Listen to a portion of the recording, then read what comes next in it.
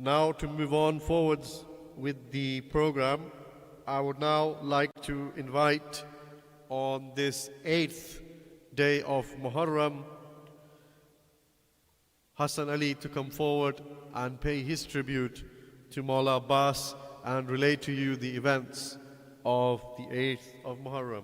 Please welcome him by reciting a loud salawat.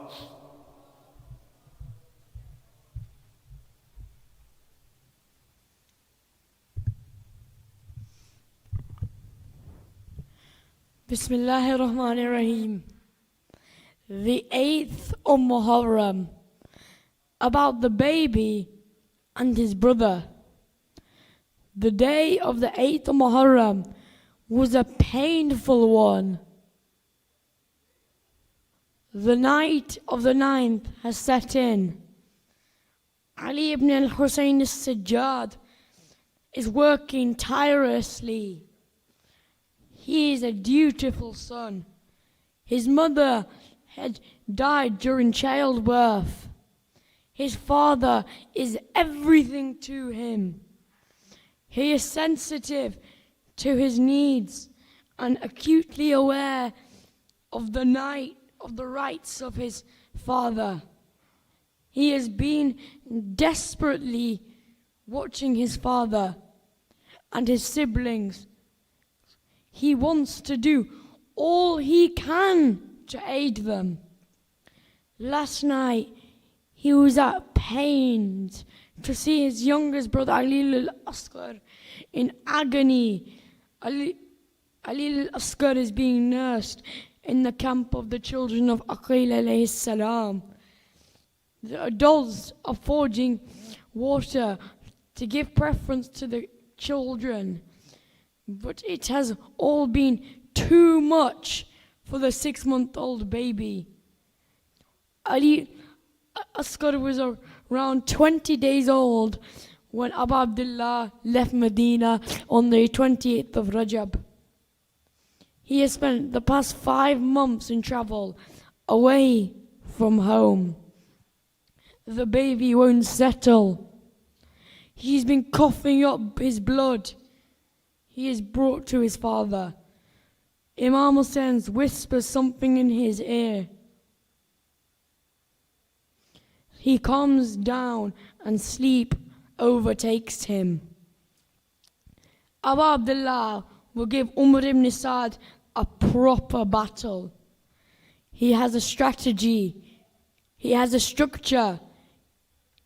He has a plan.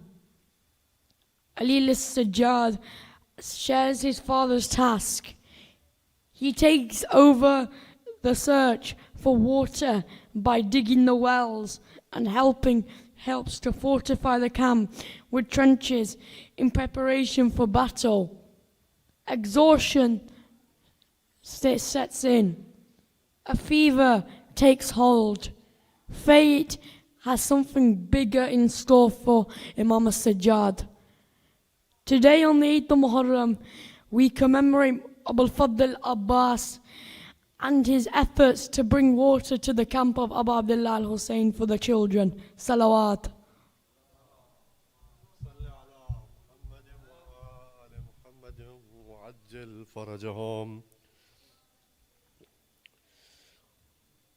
Thank you, Hassan Ali, for recounting the events of the day of the 8th of Muharram.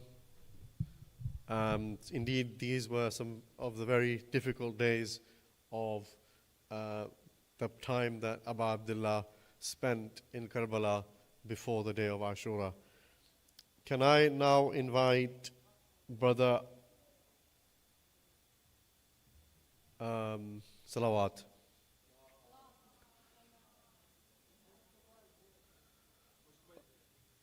Can I invite Brother Ali Raza Ziyad to come forward and recite Salawat?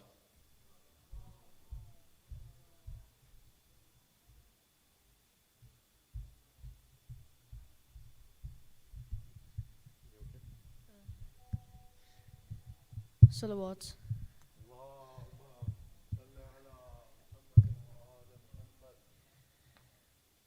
Just a little broken, I'm exhausted. I feel lost, I can't talk. On the tip of my tongue, your name. Son, if you allow me to call your name like an old friend, you can save me in this moment, as you do often, with a tear that recalls your pain. See, this Majalis, it has your scent. When I line up among your friends, hit up my chest with your know-how, with the chants of Haidar, full strength in this motion. I'm a droplet in this ocean, with these tears mixed with your daughters. Every droplet of a tear that's ever dropped down for your causes, an elixir or a potion that has reigned on this world for years, and it saves us when we go astray. We say, Ya Hussain, suddenly find ourselves crying, ready, get my black shirt ironed, forget this world full of lies, and we find our way to your shrine, and in this fire, Karbala, here I come, I'm begging for your love, I need a miracle, oh can you hear a call? Takes 2 syllables to find your way to heaven, only Hussain, only Hussain. Uncle Abbas, do not go there, I don't even want this water, I just want you by my father, so I know you have each other. When they take you to like they took Ali, I know he'd be really alone, him versus an army. I hold on tight to my auntie.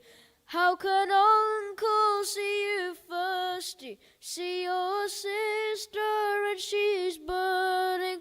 How can I look at Hussain, not be ashamed? I'm going, I'll bring you a drink.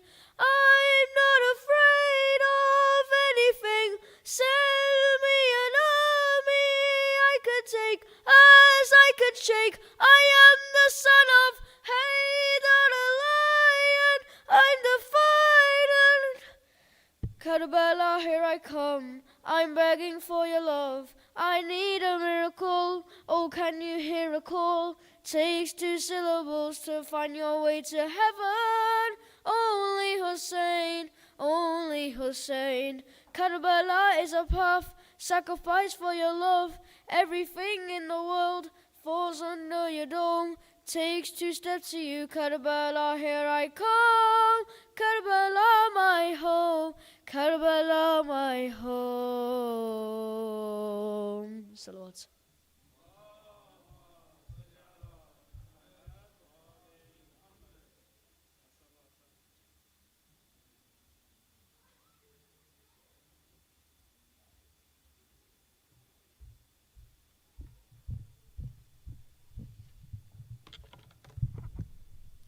Thank you, Brother Ali Raza Zia, for that beautiful tribute to Imam al-Hussain alayhi salam. May Allah increase your tawfiqat. Please thank him by reciting aloud salawat. Salli ala Muhammadin wa ali Muhammad wa ajil farajam. I would now like to invite Muhammad Mustafa to come forward and pay his tribute to Imam al-Hussain. Please welcome him by reciting aloud salawat.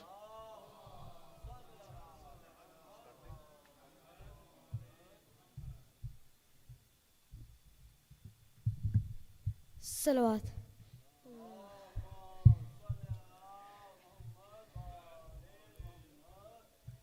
Abbas तेरा हक है ज़माना तुझे रोए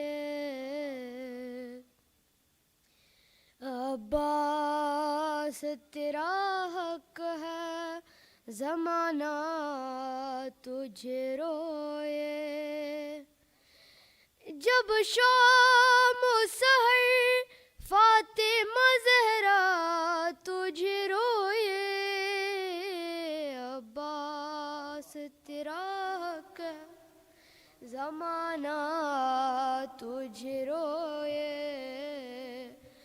عباس تیرا حق ہے زمانہ تجھے روئے لیے پہرے پہ ستم گاڑے کھڑا ہے لیے پہرے پہ ستم گاڑے کھڑا ہے کیسے تیرے لاش پہ سکینہ تجھے روئے کیسے تیرے لاش پہ سکینہ تجھے روئے عباس تیرا حق ہے زمانہ تجھے روئے جس وقت اٹھایا نہ گیا لاشا جوان کا جس وقت اٹھایا نہ گیا لاشا جوان کا شے اس گھڑی اکبر سے زیادہ تجھے روئے شے اس گھڑی اکبر سے زیادہ تجھے روئے عباس تیرا حق ہے زمانہ تجھے روئے عباس تیرا حق ہے زمانہ تجھے روئے زینب نے کہا شام غریبا میں غازی زینب نے کہا شام غریبا میں غازی بے پردہ مجھے دیکھ کے بابا تجھے روئے بے پردہ مجھے دیکھ کے بابا تجھے روئے عباس تیرا حق ہے زمانہ تجھے روئے عباس تیرا حق ہے زمانہ تجھے روئے صلوات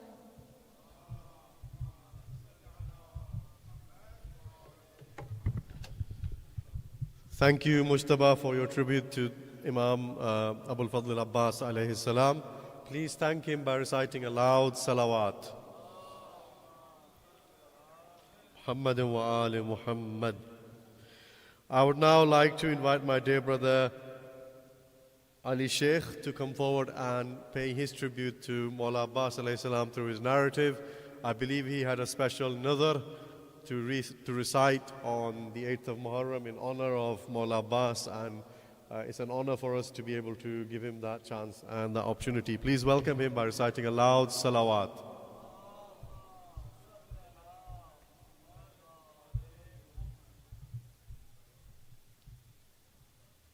For the sake of all the marhumin and marhumat gathered here tonight, Bismillah, Al-Fatiha.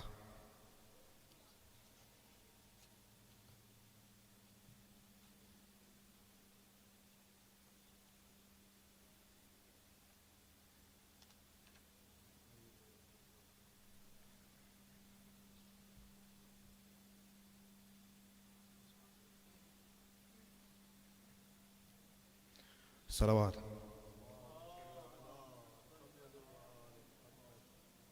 As my brother Musa had already mentioned, this was a special intention and niyyah to recite this poem for you guys, especially on this night that we commemorate the martyrdom of Mawla Abbas ibn Ali. The name of the poem is The Last Journey of the Alamdar. So with your loudest of your voices, one last loud salawat.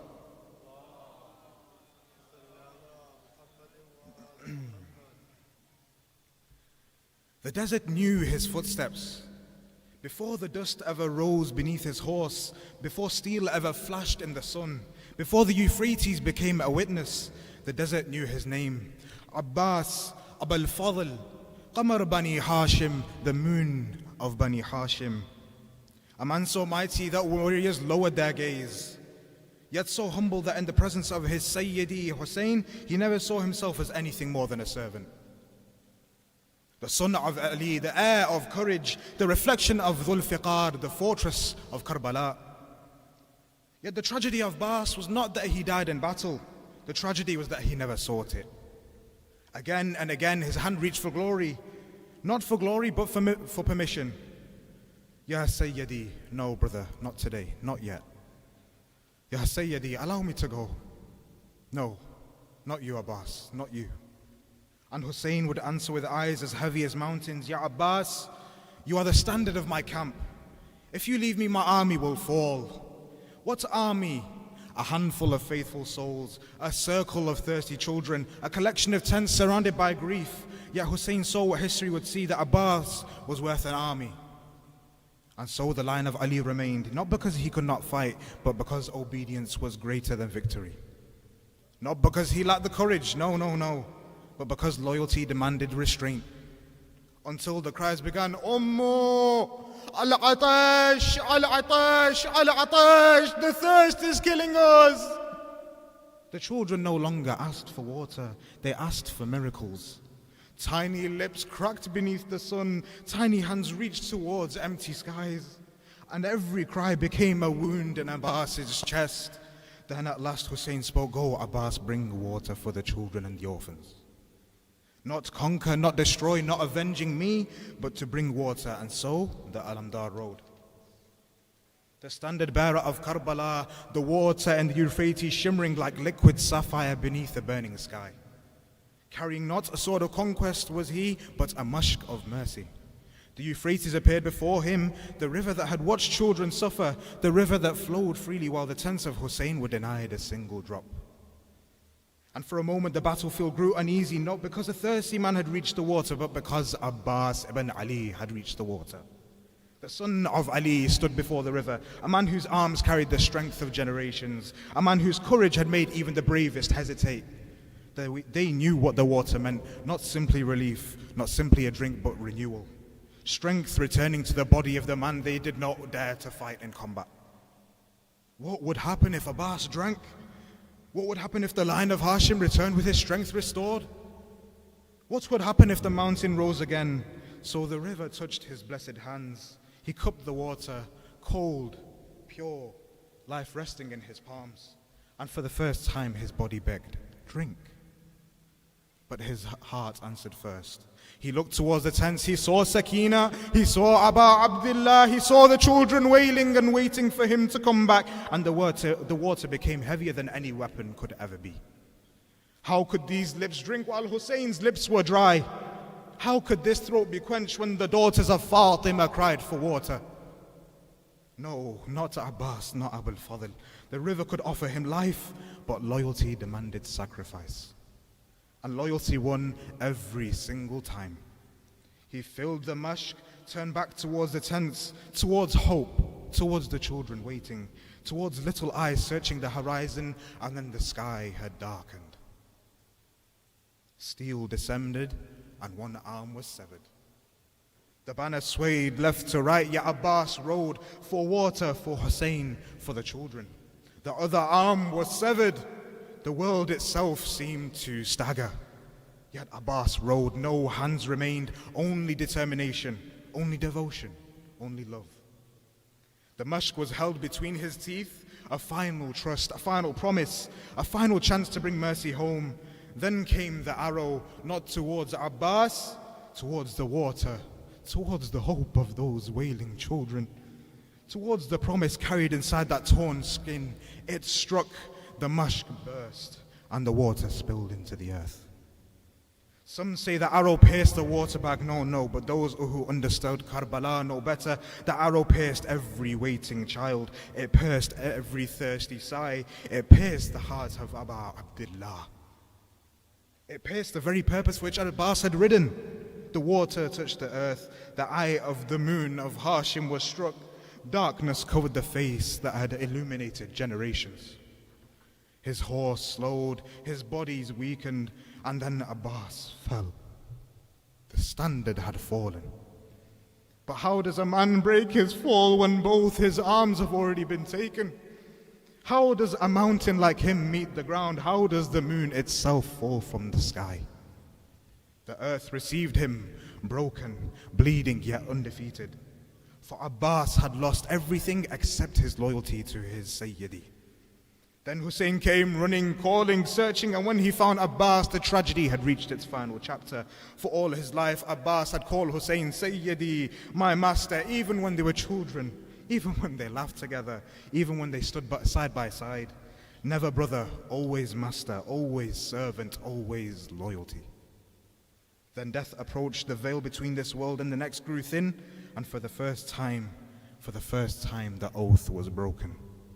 The distance disappeared. The servant became the brother.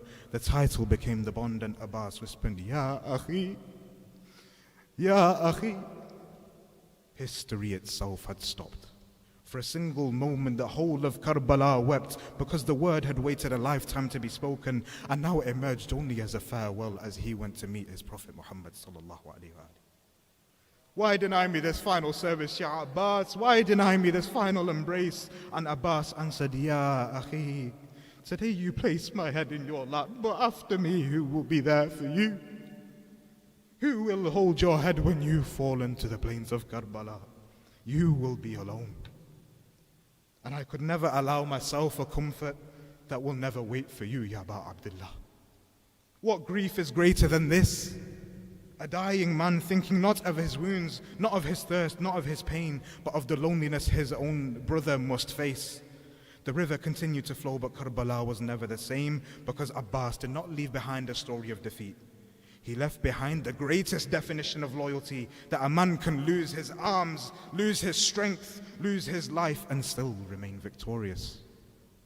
For the name of Abbas was never written in the dust. It was written in the hearts of those who knew that loyalty has no limit and love has no surrender. Hussain remained beside him alone, beside the body of the man who had been in his arms. His shield, his fortress, his Abbas. And somewhere above Karbala, the moon still shines. Not because night requires it, but because history could never bear to let the light of Abbas fade. Sallu ala Muhammad wa ali Muhammad.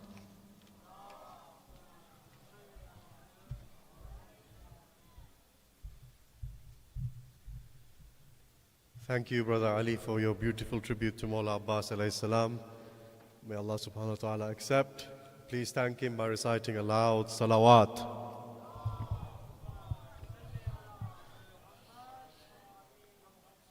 Can I kindly request that you come as far forward as possible to the stage with a loud salawat.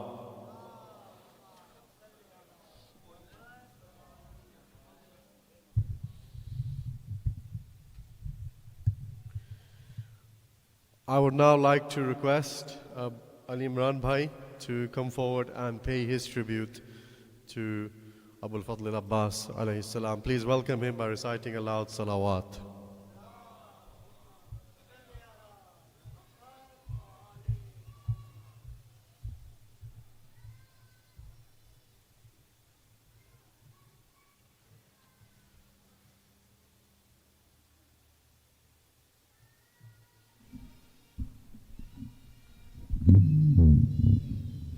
बुलंदतर सलावत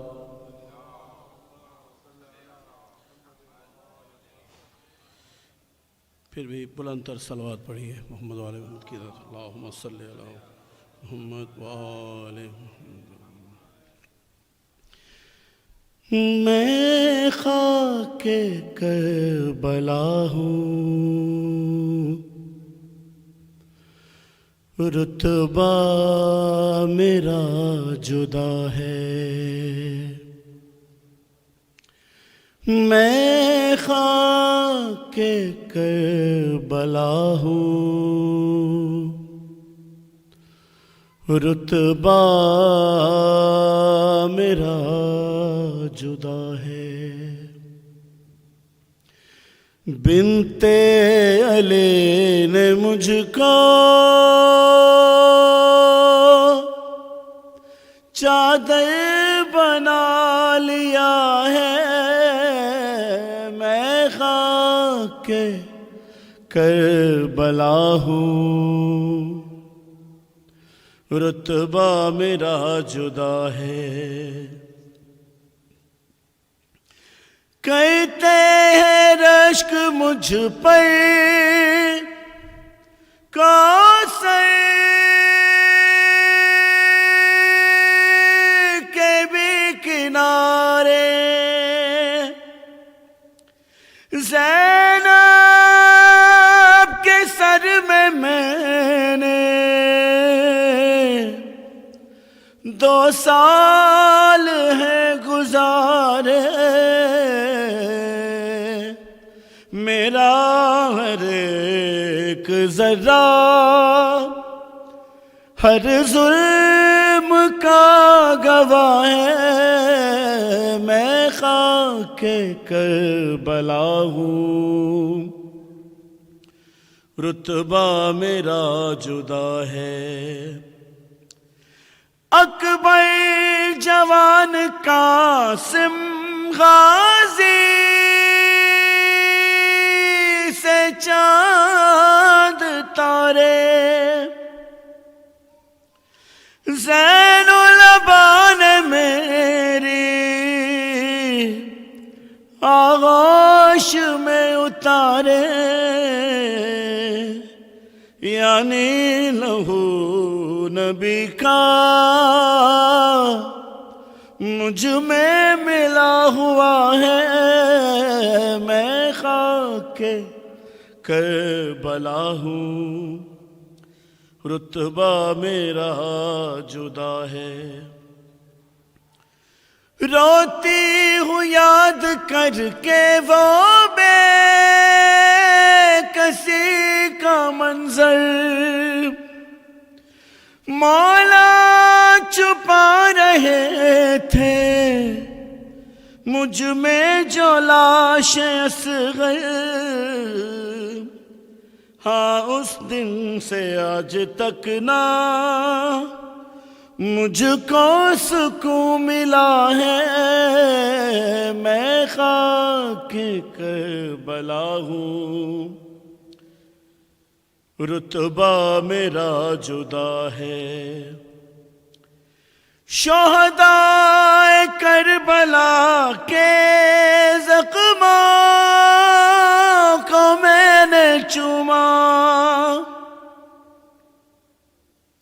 زہرا کی بیٹیوں کے قدموں کو میں نے چوما، اس واسطے ہی میری تاثیر میں شفا ہے، میں خاک کربلا ہوں، رتبہ میرا جدا ہے۔ اکبر کی لاش پر جب Shabbir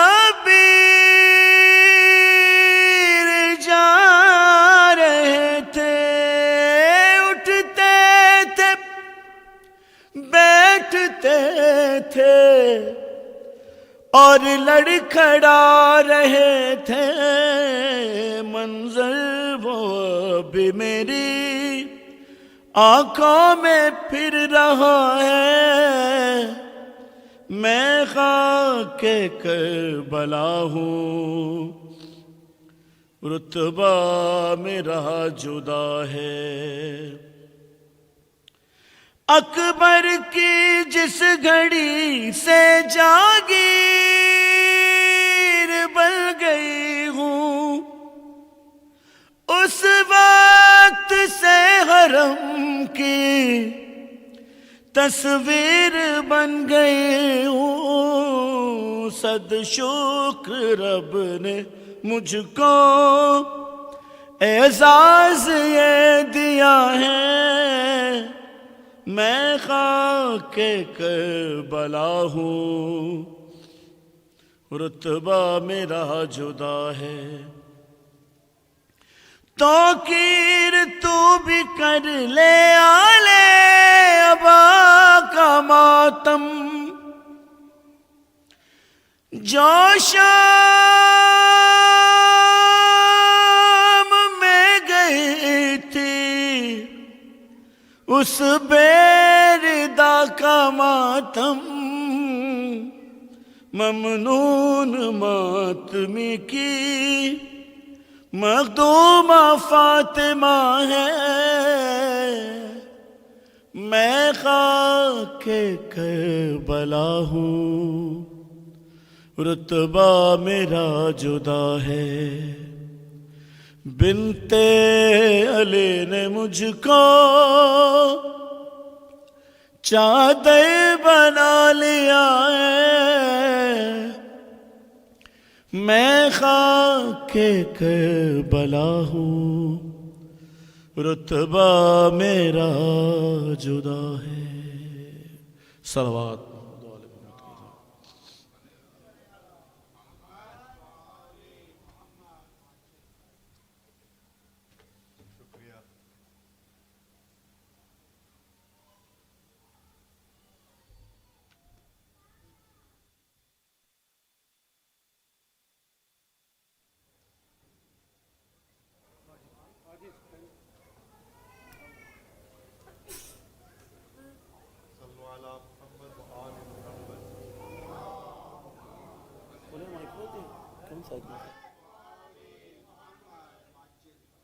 Second salawat in the honor of our second Imam, Imam Al Hussain alayhi salam. Salawat.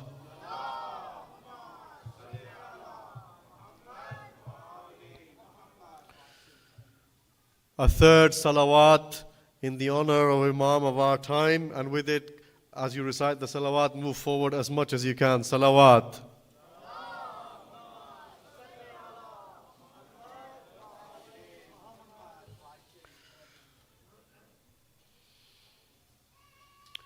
There's a short video that will be played by the AV team, which highlights some of our charity work in Pakistan with providing clean water. So if you turn your attentions to the projectors on the two sides, please.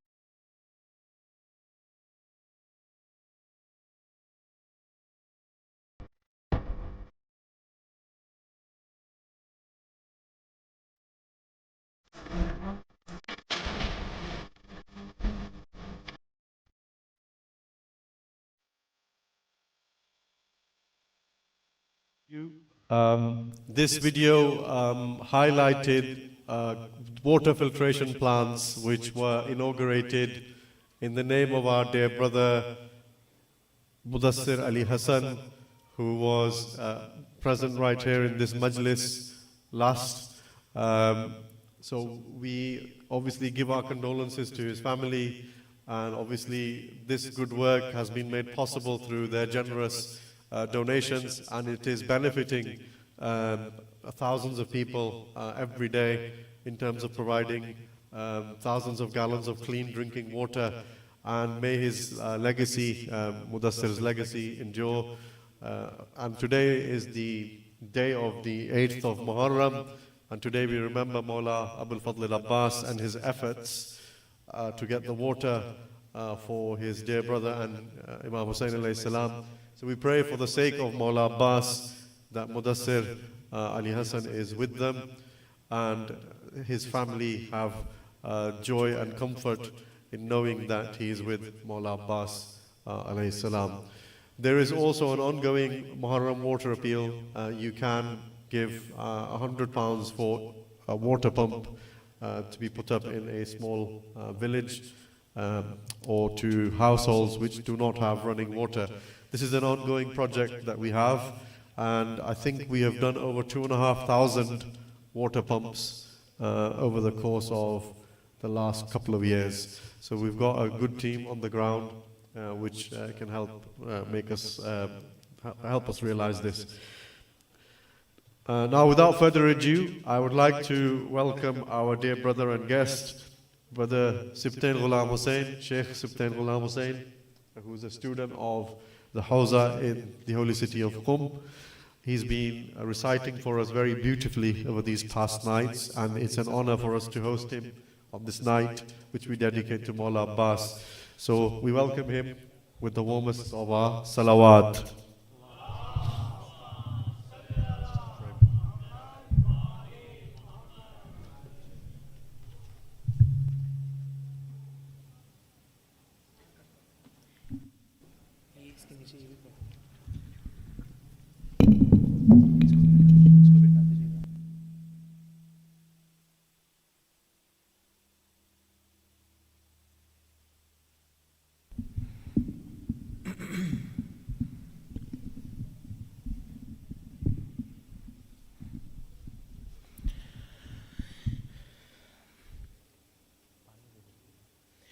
صلوا على محمد وآل محمد. If you can just come a bit forward as much as possible, تھوڑا تھوڑا آگے آ جائیے انشاءاللہ تاکہ فرش رضا کو پور کیا جا سکے با ذکر صلوات بر محمد و آل محمد.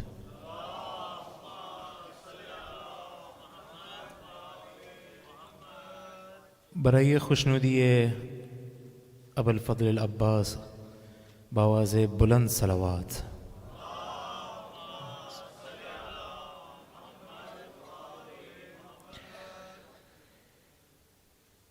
اتنی بھر جائے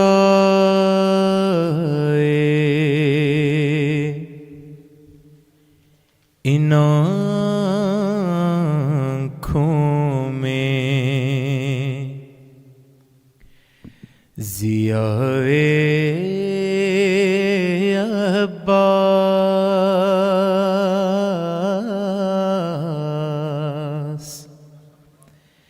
اتنی بھر جائے ان آنکھوں میں ضیائے عباس. مجھ کو کوئی نہ نظر آئے سوائے عباس. اتنی بھر جائے ان آنکھوں میں ضیائے عباس. ایک ایک شعر سماعت کیجیے گا. میرے الفاظ میں کیوں ہونا روانی کا کمال میرے الفاظ میں کیوں ہونا روانی کا کمال میں نے دریاؤں سے سیکھی ہے ثنائے احباب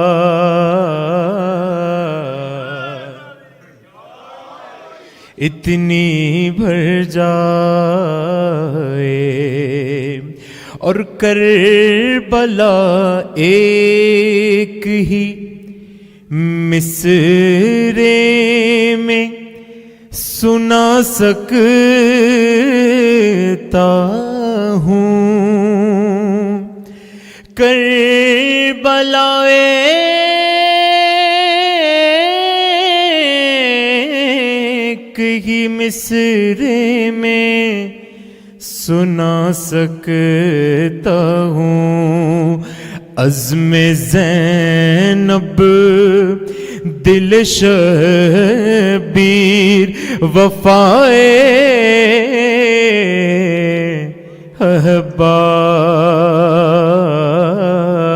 احباس اتنی بھر جائے اور میرے اشعار بھلا خلد میں مقبول نہ ہوں میرے اشعار بھلا خلد میں مقبول نہ ہوں اتنی کمزور نہیں ہوتی ثنائے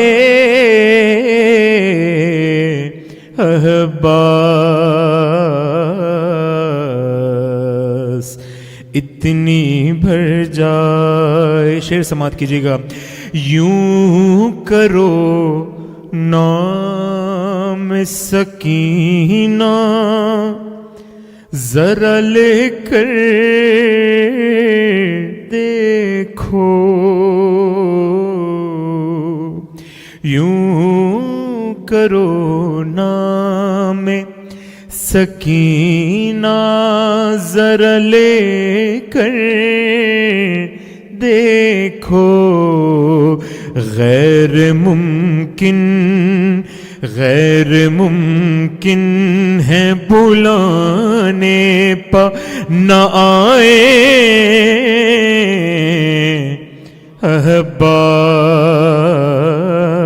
احباس اتنی بھر جائے آخری شعر پیش کر رہا ہوں آخری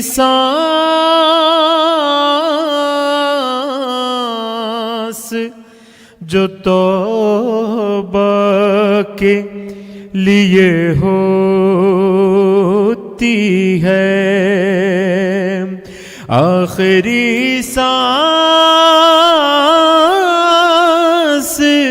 جو توبہ کے لیے ہوتی ہے میں نے وہ سانس بھی رکھ لی ہے برائے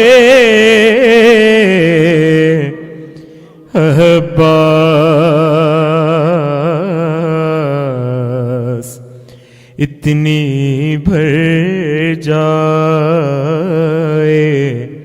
ان آنکھوں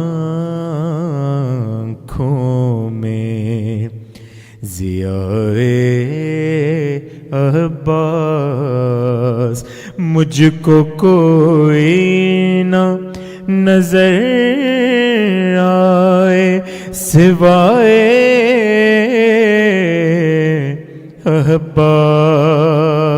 عباس اتنی بھر جائے ان آنکھوں میں ضیائے عباس. مل کر درود پڑھیں محمد و آل محمد.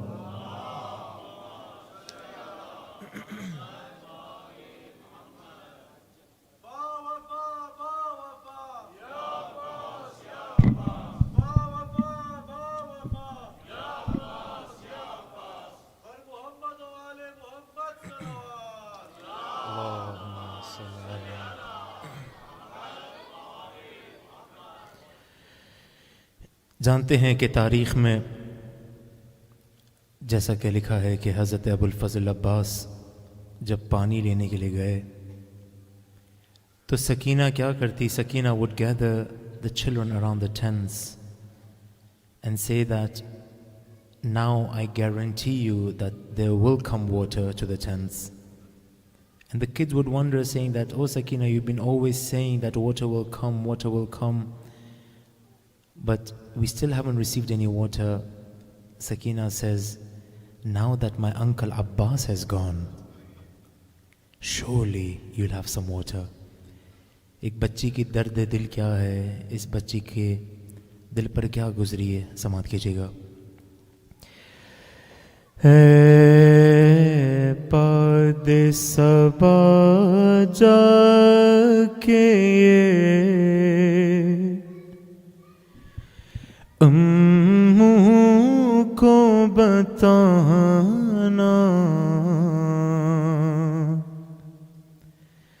پیاسی ہے سکینہ،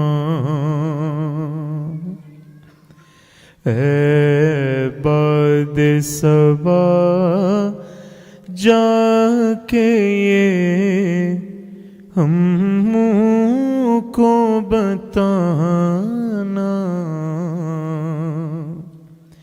پیاسی ہے سکینہ.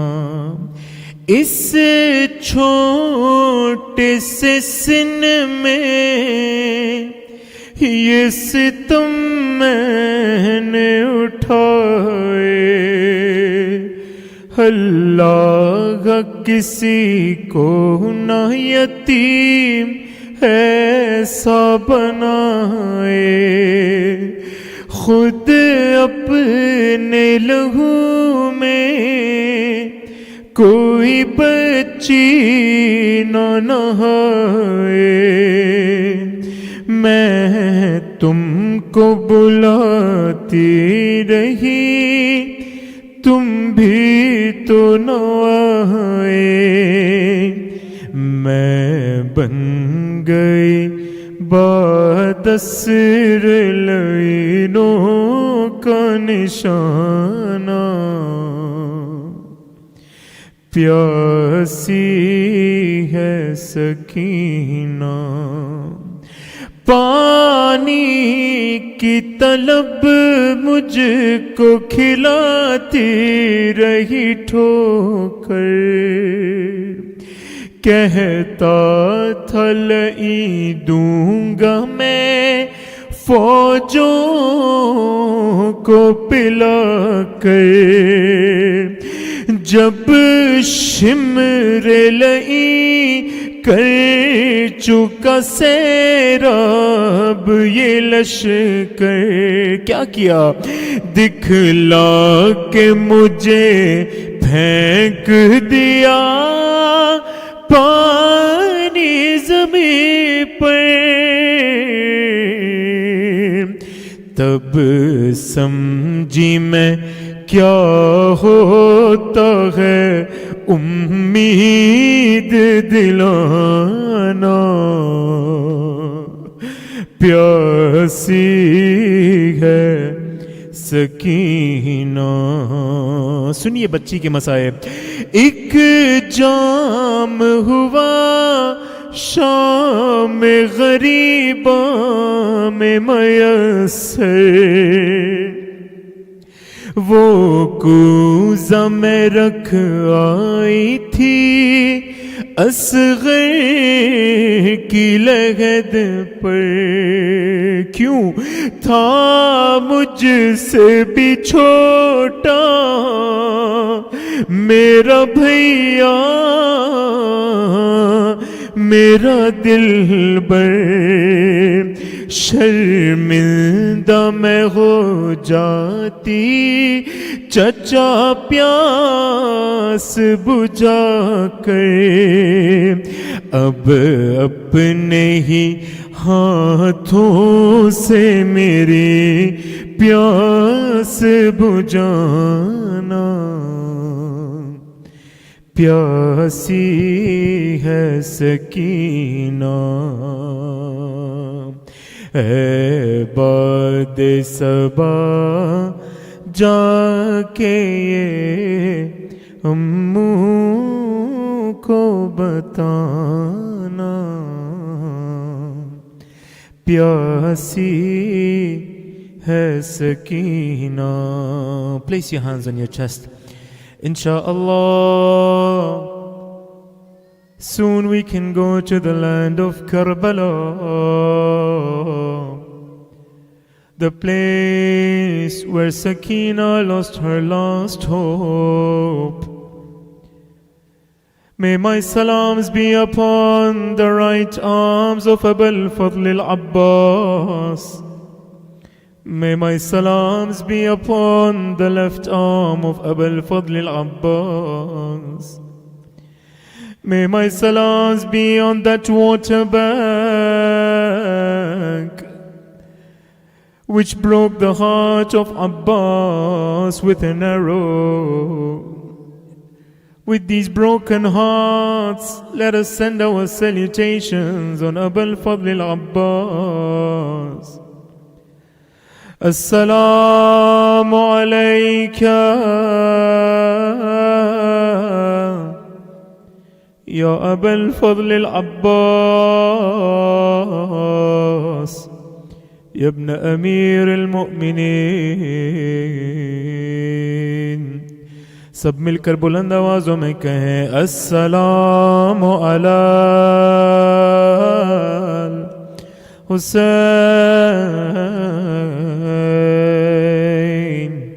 व अला अली इब्न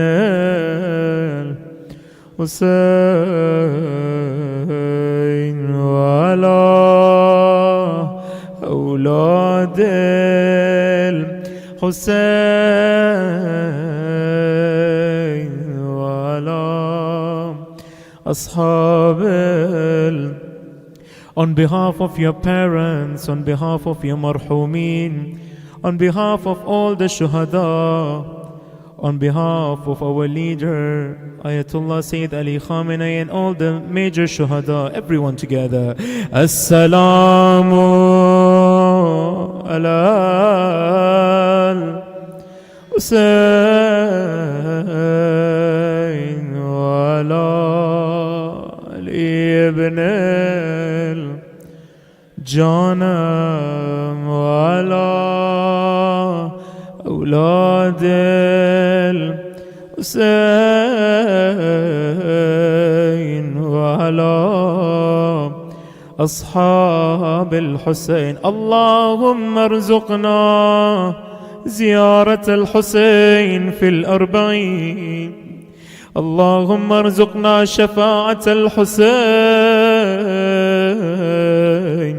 يوم الورود، وثبت لي قدم صدق عندك مع الحسين.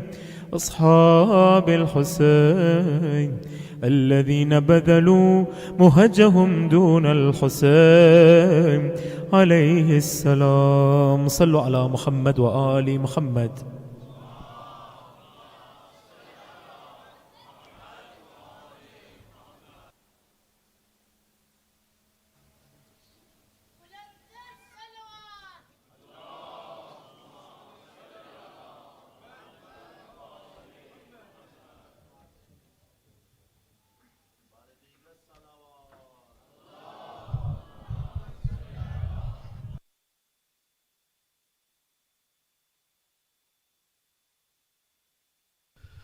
बारे दीगर बावाज़ बुलंद सलावात।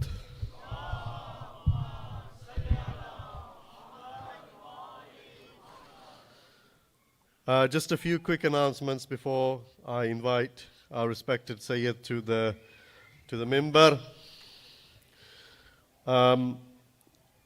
As you know, tomorrow night is Shab-e Ashur, and to commemorate the tragedies of the day of Ashura, we start our program tomorrow night with the Majalis of Shab-e Ashur at 12:30 a.m. After this program, you are welcome to stay after namaz, because the gap between namaz and Shab-e Ashur isn't very much.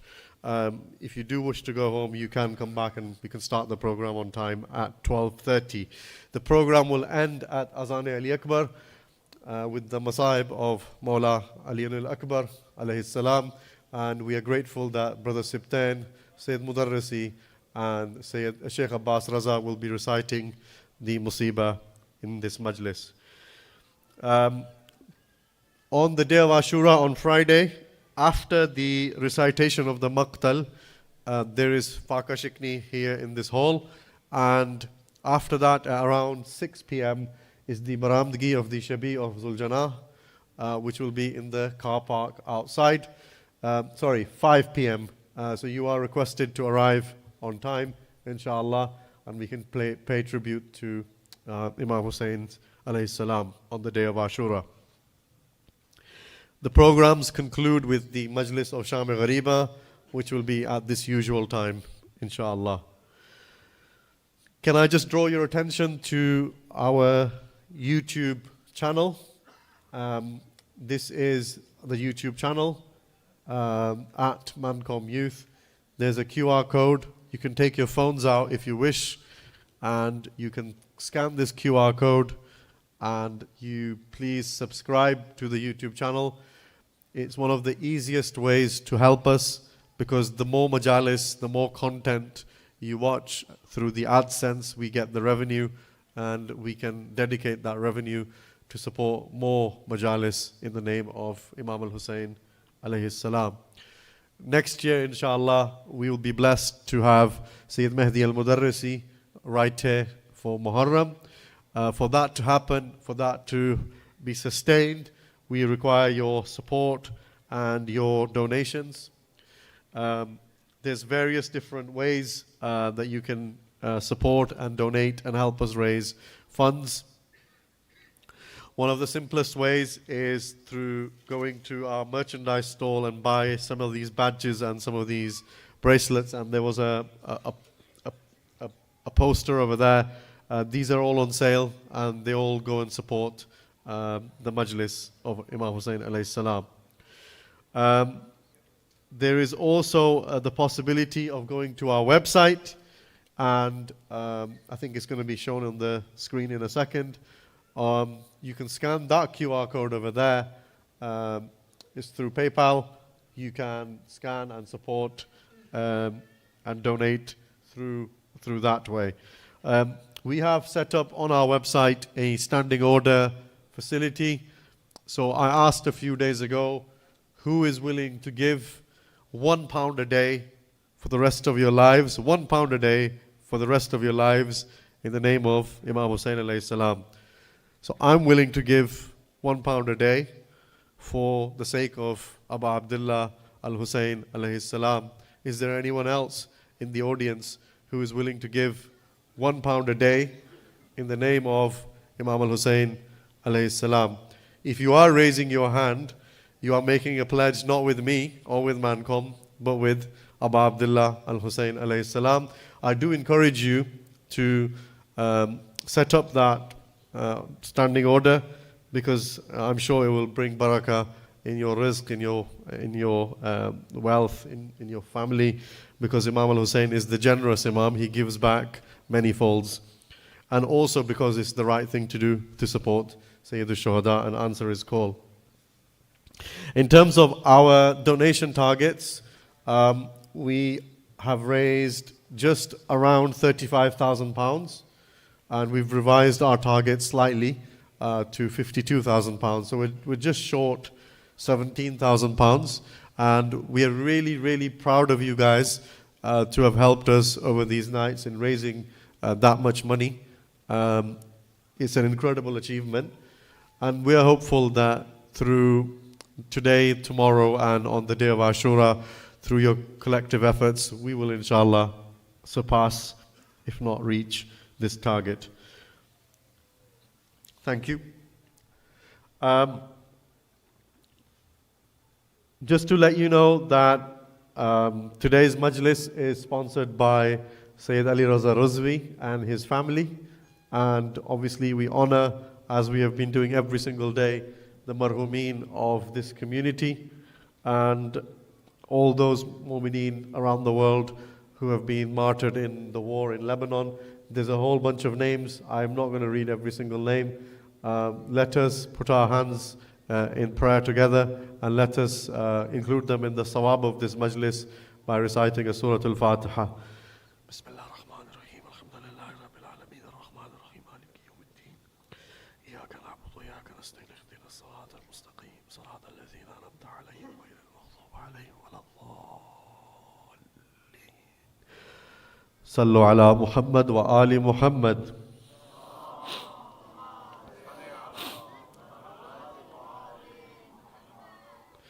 These majalis are some of the best moments of our lives. These are memorable nights. These are nights where prayers are accepted. These are nights where we connect with Sayyid Shuhada. These are nights where we make new oaths and fulfill the old oaths that we have. These are nights where we fall in love with Imam Hussain alayhi salam. And if we are already in love with Imam Hussain alayhi salam, these are nights where that love deepens and strengthens. We are humbled that we have an amazing scholar in Sayyid Mustafa Al Modarresi, who is with us, who has been very humble and generous with us. I would now like to ask you to welcome him to recite this majlis by reciting a loud salawat.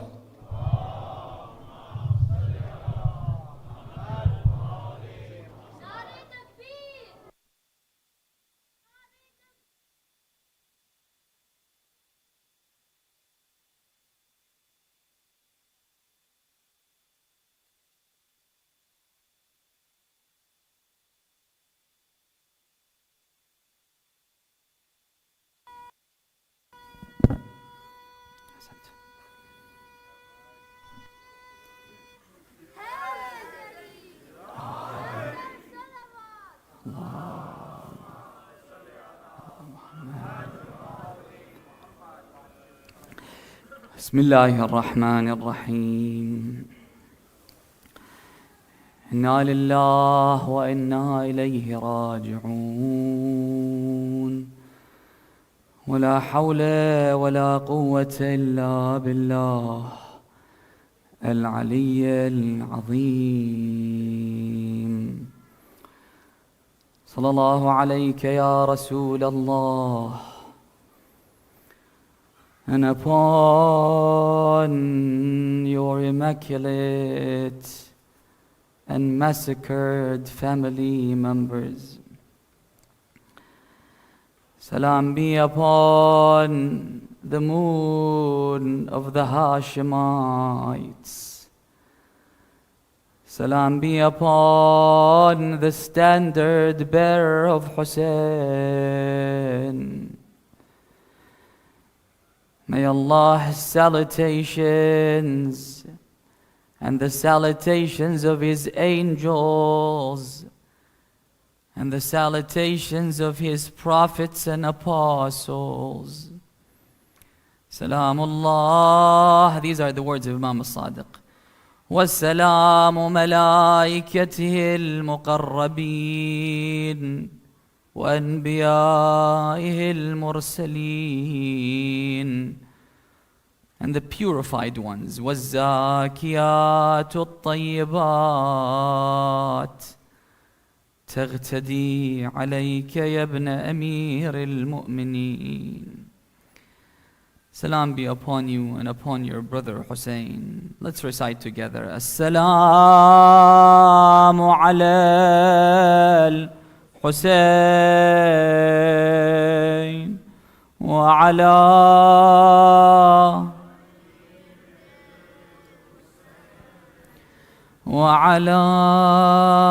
أولاد وعلى أصحابه جميعا ورحمة الله وبركاته. To hasten in the reappearance of the Imam of our time, please recite one loud salawat.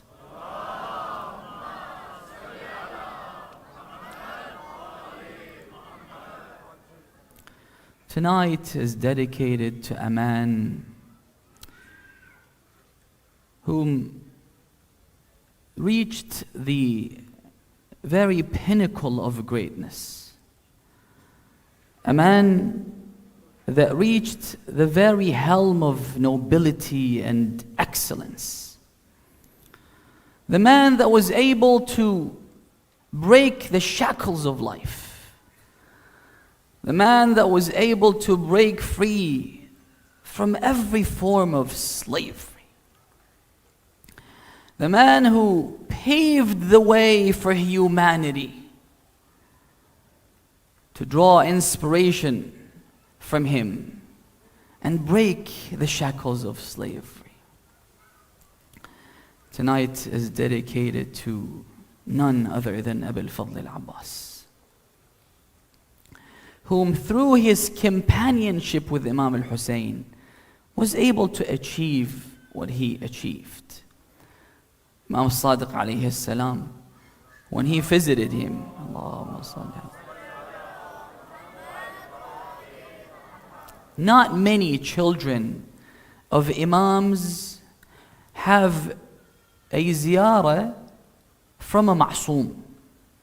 Al-Fadl al-Abbas has a ziyarah from Imam al-Sadiq.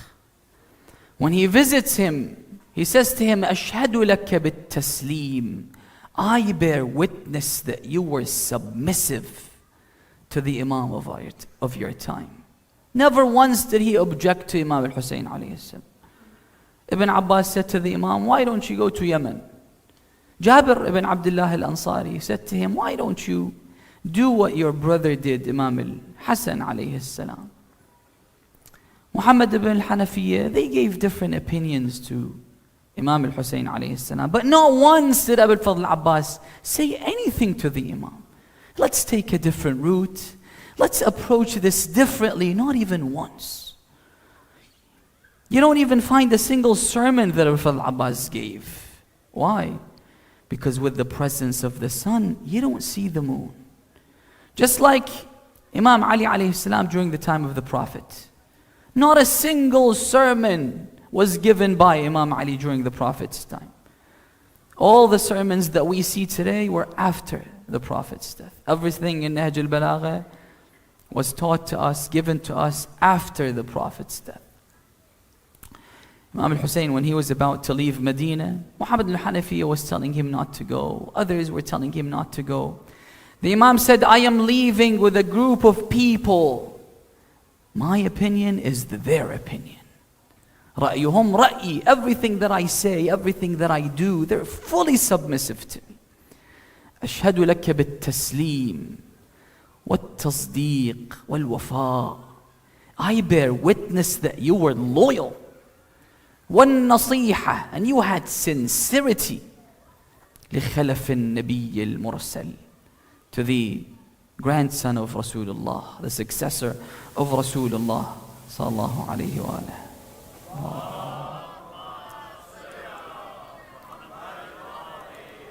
And then the Imam says, Assalamu alayka ayyuhal abdus salih. He gives him a title. He gives him an accolade. He says, you are on par with people that Allah subhanahu wa ta'ala mentions in the Quran. What does Allah say? Allah says, وَزَكَرِيَّا وَيَحْيَا وَعِيسَى وَإِلْيَاسَ كُلٌّ مِّنَ الصَّالِحِينَ.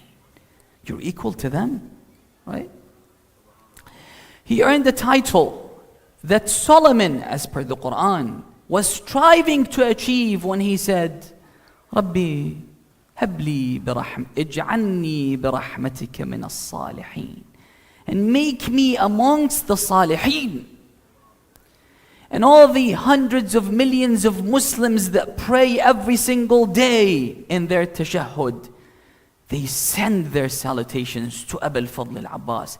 When they say, Assalamu alayna wa ala ibadillah as-salihin. When you pray Salatul Eid, what do we say? Allahumma inni as'aluka khayra ma sa'alaka minhu ibadukal. I aspire to achieve. I want what Abu al-Fadl al-Abbas wanted.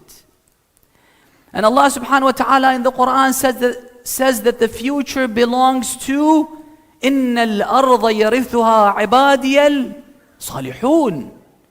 The earth in the future will belong to Abu al-Fadl al-Abbas and his ilk. This is a title that Imam al-Sadiq alayhi salam gives to Abu al-Fadl al-Abbas. What did Abu al-Fadl al-Abbas do that on the day of judgment, all the martyrs, all the prophets that died as martyrs will wish if they were like Abu al-Fadl al-Abbas? These are the words of our Imam. It's a hadith. يغبطه به جميع الشهداء يوم القيامة. There were so many pressures on Abu al-Fadl al-Abbas, but he resisted. They tried to entice him. He said no. They threatened him. He resisted. There were mountains of pressure on Abu al-Fadl al-Abbas. He resisted. And tonight, I would like to examine some of the pressures that we are subjected to in this day and age and explore the ways to overcome and resist these pressures.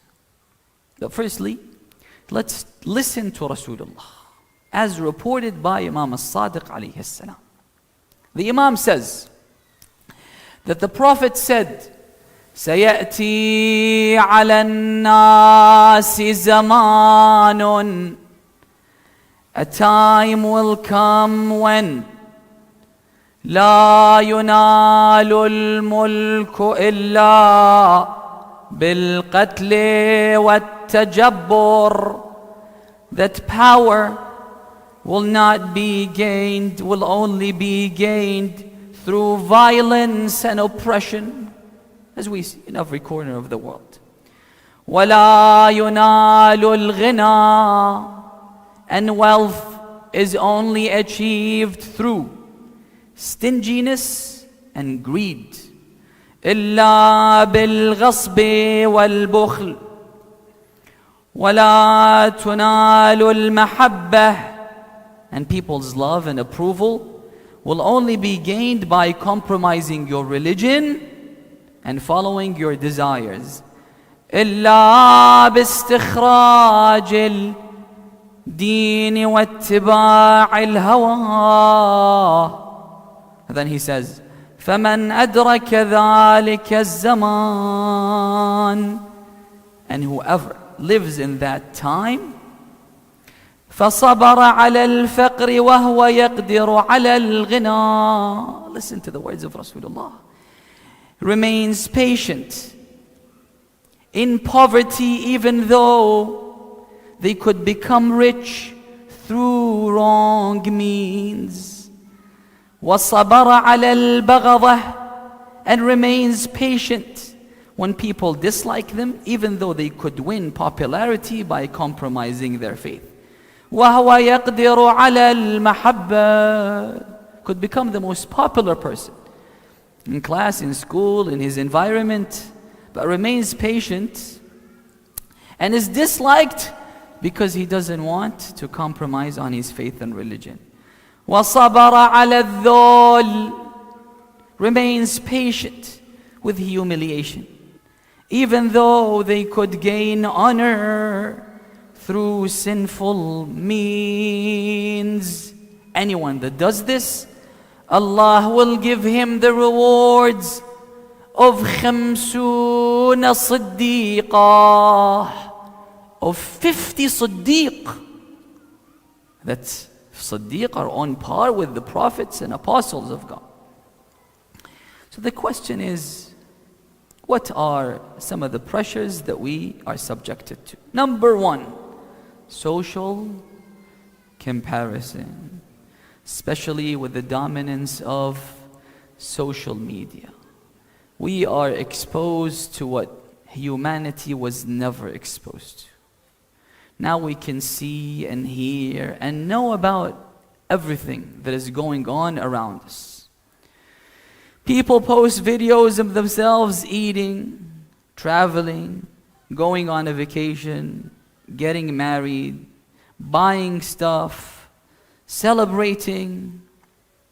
Everything is now exposed to us. We see everything. And this has become a major crisis on so many levels. This culture is bringing about a whole host of mental health issues. So how do we tackle this challenge? Ideally, what we need to do is minimize our exposure. We need to put a limit on our exposure of people's wealth. It's a verse in the Quran. Allah, who created us, knows us better than we know ourselves. He says it in the Quran, وَلَقَدْ خَلَقْنَا الْإِنسَانِ. We created man.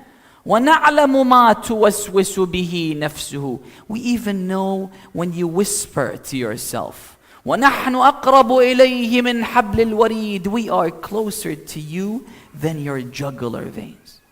This is why in the verse in the Quran he says, وَلَا تَمُدَّنَّ عَيْنَيْكِ. Don't look at how people are enjoying their lives. Don't.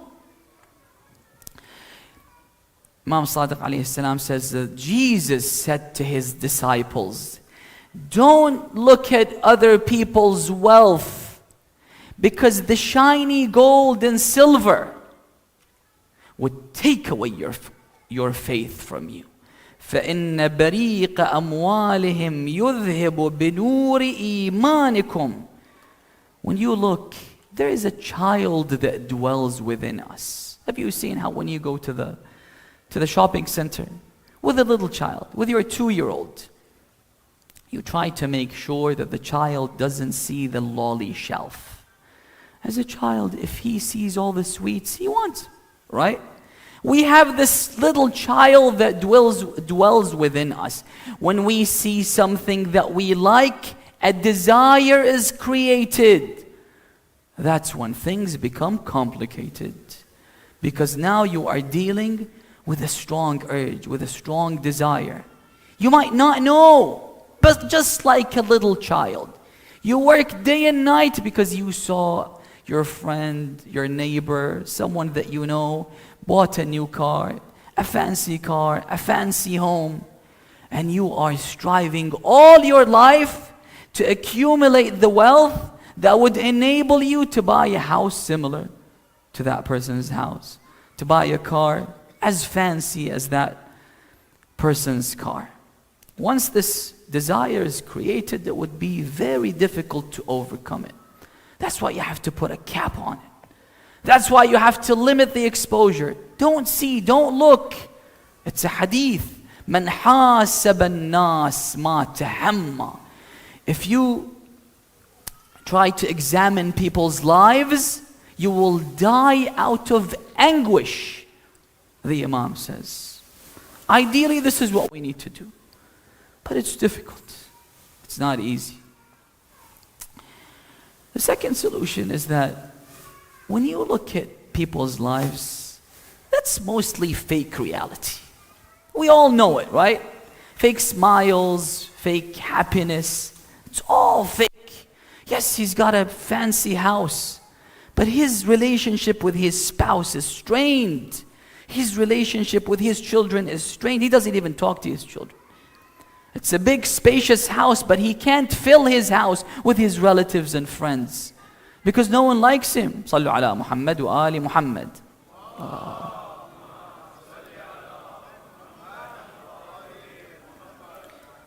Everything is fake, fake, fake. Sam Altman says, I know Elon Musk. Elon Musk is not a happy man. with all the wealth that he possesses, with all the private jets and private yachts and his lavish lifestyle, he's not a happy man. He's got all the money in the world. They say that if, since the day Jesus was born, you were making $1 million per day, till today you would still be $400 billion short of how much Elon Musk has. And yet he's not a happy man. No, he's not a happy man. And this is why we see people resort to off-the-grid homes. They go and live in a farm, away from the civilized world, away from everything, away from the internet. They do what people used to do in the ancient times.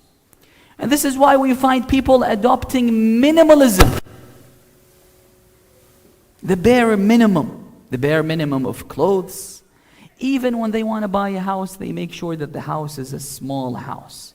Because the more spacious it is, you have to fill it with furniture, with other stuff, and with people. And you see rich people, they adopt minimalism lifestyle. Once Allah subhanahu wa ta'ala said to Dawood, He said, Ya Dawood, amma zuhduka fi dunya fayu'ajjiluka ar-rah. The less you are attached to the pleasures of this world, the more convenient your life will be. That's a hadith. And this is why we find that the Prophet and his progeny, and I've been mentioning some stories about their lives. The Prophet, you know what he says? Listen to the story. One day, the Prophet was with a group of his companions. They come across a small hut in the desert. The Prophet was hungry. His companions were hungry as well. So the Prophet approaches them. Do you have food to feed us, to give us? We're hungry. They said, Ya Rasulullah, you're the Prophet of God. We respect you. But the food that we have is ours. No, thank you. So the Prophet raised his hands and said, Allahumma rzuqhum. May God increase their sustenance, increase their livelihood. Then they go to another hut. 2, 3 people were inside the hut. The Prophet tells them, can I ask you for food? They said, yes, Ya Rasulullah. All we have is this sheep. We'll slaughter the sheep and feed you and your companions the meat of the sheep. When the Prophet left them, he raised his hands and said, Allahumma rzuqhum al-kafaf. Oh Allah, give them the bare minimum. They said, Ya Rasulullah, the other family, they refused to give you anything, and you ask God to increase their livelihood. These people only had a sheep, and they slaughtered it, cooked it, and gave us all the meat, and you're saying give them to the bare minimum? Then the Prophet raised his hands again. He was trying to teach them a lesson. He said, Allahumma rzuq ala Muhammadin al-kafaf. Oh Allah, give Al Muhammad, my family, my daughter, my children, my grandchildren, the bare minimum. Just the bare minimum. Because if Allah subhanahu wa ta'ala gives you a fortune, gives you more than your need, it will become a liability. How many fights and feuds have we seen after a person dies and leaves an inheritance? The idea behind working so hard is to leave inheritance so that his children would live comfortably, right? But it becomes the source of feud and lawsuits and fighting. It becomes a liability. A liability. One day, the Prophet was sitting down when Jibreel comes down on him. Ya Rasulullah, Allah subhanahu wa ta'ala is saying that if you wish, I can turn the valley in Mecca into solid gold. And this will not lessen and decrease your lofty position in the eyes of Allah subhanahu wa ta'ala. This is what the Prophet did. Not interested. And then the Prophet said, أَجُوعُ يَوْمًا فَأَسْأَلُهُ. One day I'm hungry and I ask God to feed me. And one day I am full. I thank Allah subhanahu wa ta'ala. This is the healthy relationship with God. Once you're wealthy, you're self-sufficient, you forget about everything. The hadith says, مَنْ لَا خَلِقَ لَهْ لَا جَدِيدَ لَهْ. If you only wear new clothes, you will never appreciate the new clothes until you wear torn clothes. مَنْ لَا خَلِقَ لَهْ لَا جَدِيدَ لَهْ. One day, an angel comes down on the Prophet, upon the Prophet, and he tells him that I brought you the keys to the vaults of Allah subhanahu wa ta'ala. Open those vaults and take whatever you want, whatever you wish. Because the Prophet was very dear to God. لا حبيب إلا هو وأهله. There is no one who's dear to Allah than the Prophet. The Prophet said to this angel, الدنيا دار من لا دار له. This dunya is a dwelling for those that don't have a dwelling. Those that are not interested in the akhirah, that have no knowledge of the akhirah. And then the Prophet added, وَلَهَا يَجْمَعُ مَنْ لَا عَقْلَ لَهُ. You know who accumulates wealth? People that don't have a brain. People that don't have aql. The angel said, Subhanallah, as I was given the keys of these vaults, in the fourth heaven, I heard an angel say these words. Minimalism. A man comes to Imam Sadiq. He says to him, Ya ibn Rasulullah, عظني. Can you give me a word of advice? The Imam gives him a few words of advice. And then one of the things that he tells him, he says, look, when you see someone who is better than you, in terms of material gain, then you should look at the people who are below you and not people that are above you. But with religion, you look at people who are above you. And then the Imam said to him that if you felt that you have the urge to indulge in the pleasures of the dunya, تذكر عيش رسول الله. Remember how the Prophet lived. Be mindful of how Rasulullah used to live. And then the Imam gives a description of how Rasulullah used to live. He says he used to ride on a donkey. Back then, wealthy people, rich people, used to ride on a horse. But the Prophet, he wanted to display humility. He would ride on a donkey. The Prophet used to eat barley bread, not the one that you can buy from the store. The original barley bread is not edible. In wajad, if he could get some barley bread. The sweet that the Prophet used to eat is dates. You see how the kings and the rulers and the chocolate that they bring is expensive. But the Prophet's sweet was just dates. وَكَانَ وَقُودُهُ السَّعَفُ. The trunk of the palm tree was his fuel. That's how the Prophet lived. He lived a very modest life, and yet he is the master of God's creation. He is Rasulullah, Sayyidul Awwaleen wal Akhirin. Imam Ali alayhi salam says, let me ask you a question. If this was the lifestyle of Rasulullah, does that mean that Allah didn't like the Prophet that he made him live a life like this? Or no, it's the opposite. It's the opposite. Sometimes when Allah subhanahu wa ta'ala detests someone, the hadith says that if Allah subhanahu wa ta'ala, sometimes you commit a sin, Allah subhanahu wa ta'ala will open a door, فَتَحَ لَهُ بَابًا مِنَ الدُّنْيا. Go indulge. This is not a sign that Allah subhanahu wa ta'ala loves you. This is what Lady Zainab told Yazid, right? She said, أَظَنَنْتَ, and do you think that by controlling the skies and by taking us into captivity that Allah subhanahu wa ta'ala likes you and He doesn't like us? No, you haven't understood God. And you haven't understood life. Number 4. You should remember and be mindful of the fact that all the joy and all the pleasures of this life will one day come to an end. Imam Hussain alayhi salam writes a letter to his brother Muhammad ibn Hanafiya. He was worried about him. What's going to happen to my brother Hussain? Is he going to fight? Is he going to go to Kufa? Is he going to overthrow the government? But Imam al-Hussain wrote him a letter saying, from Hussain, the son of Ali, to Muhammad, the son of Ali. His brother Muhammad al-Hanafiyyah. Amma ba'd.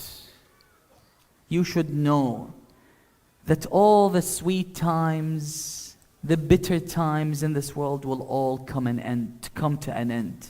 أما بعد فإن الدنيا حلها ومرها حلم. It's like a dream. الناس نيام, Amir al-Mu'mineen says, we're asleep. Only when we die we will wake up. الناس نيام إذا ماتوا انتبهوا. Just a short period of time we come to this world and then only wake up after we die and live there for eternity. حلوها ومرها حلم. It's just a dream.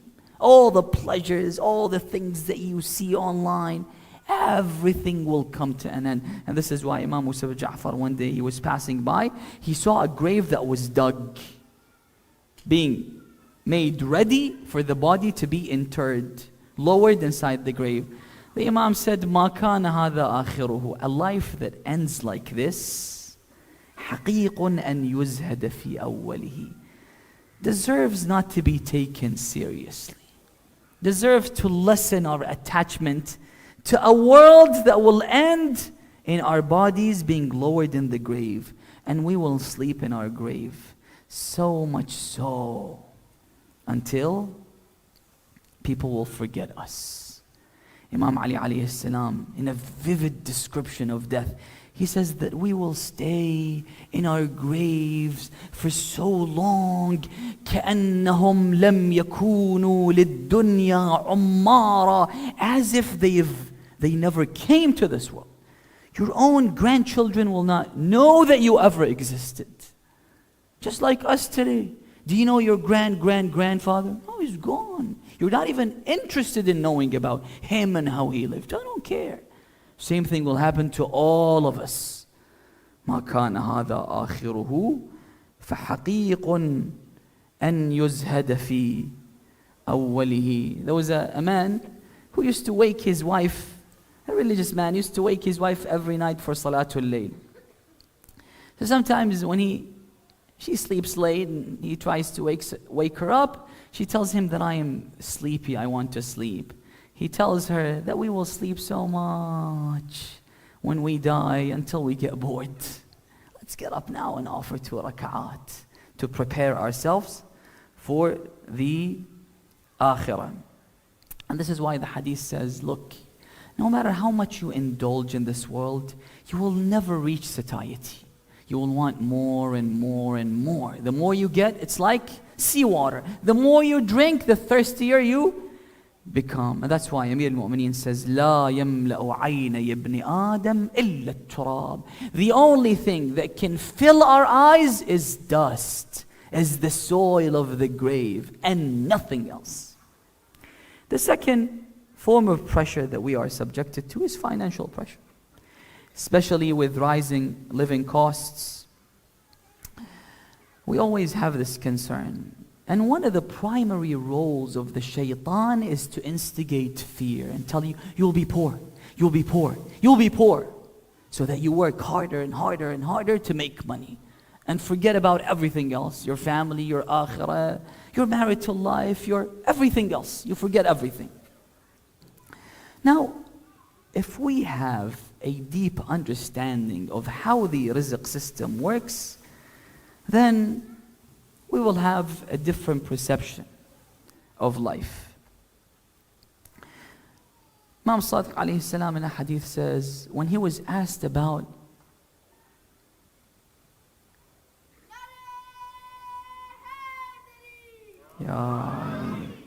they said to him, Ya ibn Rasulullah, what is it that motivates you in life? The Imam mentioned a couple of things. One of the things that he mentioned, he said that I realized that my rizq cannot be consumed by anyone other than me.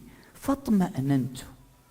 This is why I live a stress-free life. I don't have to worry about anything. There is a rizq that Allah subhanahu wa ta'ala has allocated for me.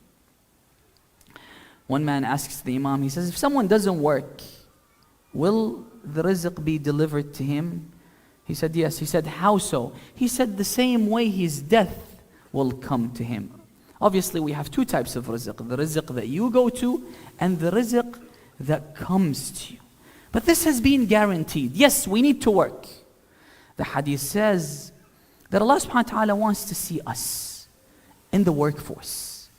Imam Sadiq used to work. Imam Baqir used to work. One day Imam Sadiq was seen carrying a shovel and digging, working in his farm.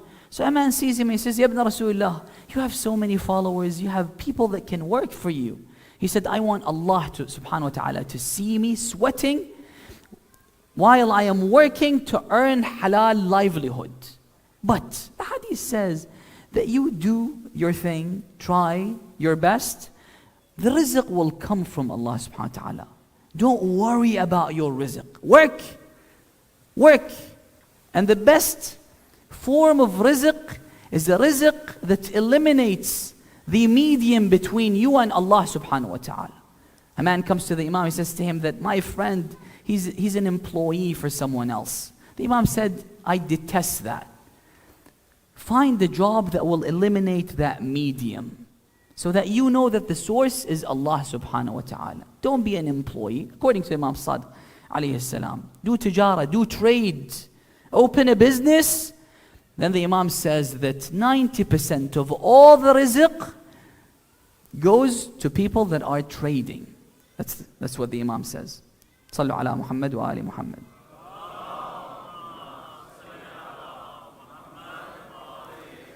So the verse in the Quran says, وَكَأَيٍّ مِّن دَابَّةٍ. The Quran is the manual of life.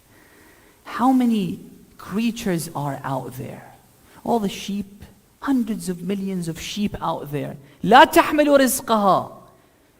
The animals that we see, they don't carry their livelihood. They don't even have their livelihood for tomorrow, right? وَكَأَيٍّ مِّن دَابَّةٍ لَا تَحْمِلُ رِزْقَهَا. Allahu yarzuquha. It is Allah subhanahu wa ta'ala that is delivering the rizq to these animals. They say that Prophet Musa alayhi salam, he was in the desert with his family and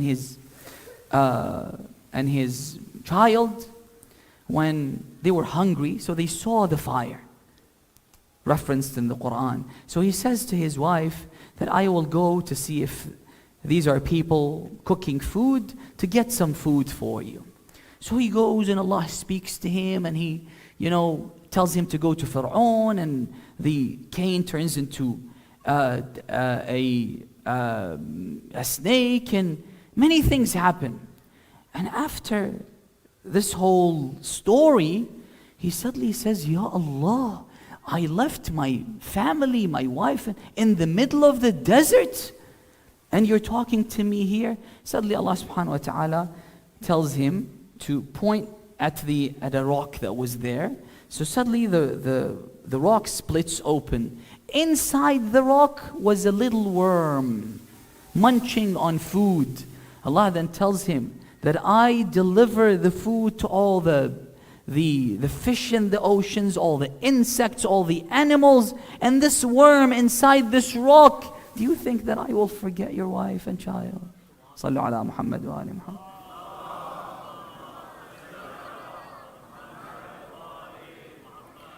So this is one of the pressures that we are subjected to. But the Quran tells us that you need to think about the akhirah. Your rizq has been guaranteed. Number 3 is family breakdown. If we understand the challenges, we know that the family structure is at stake. I talked about it a little bit one night.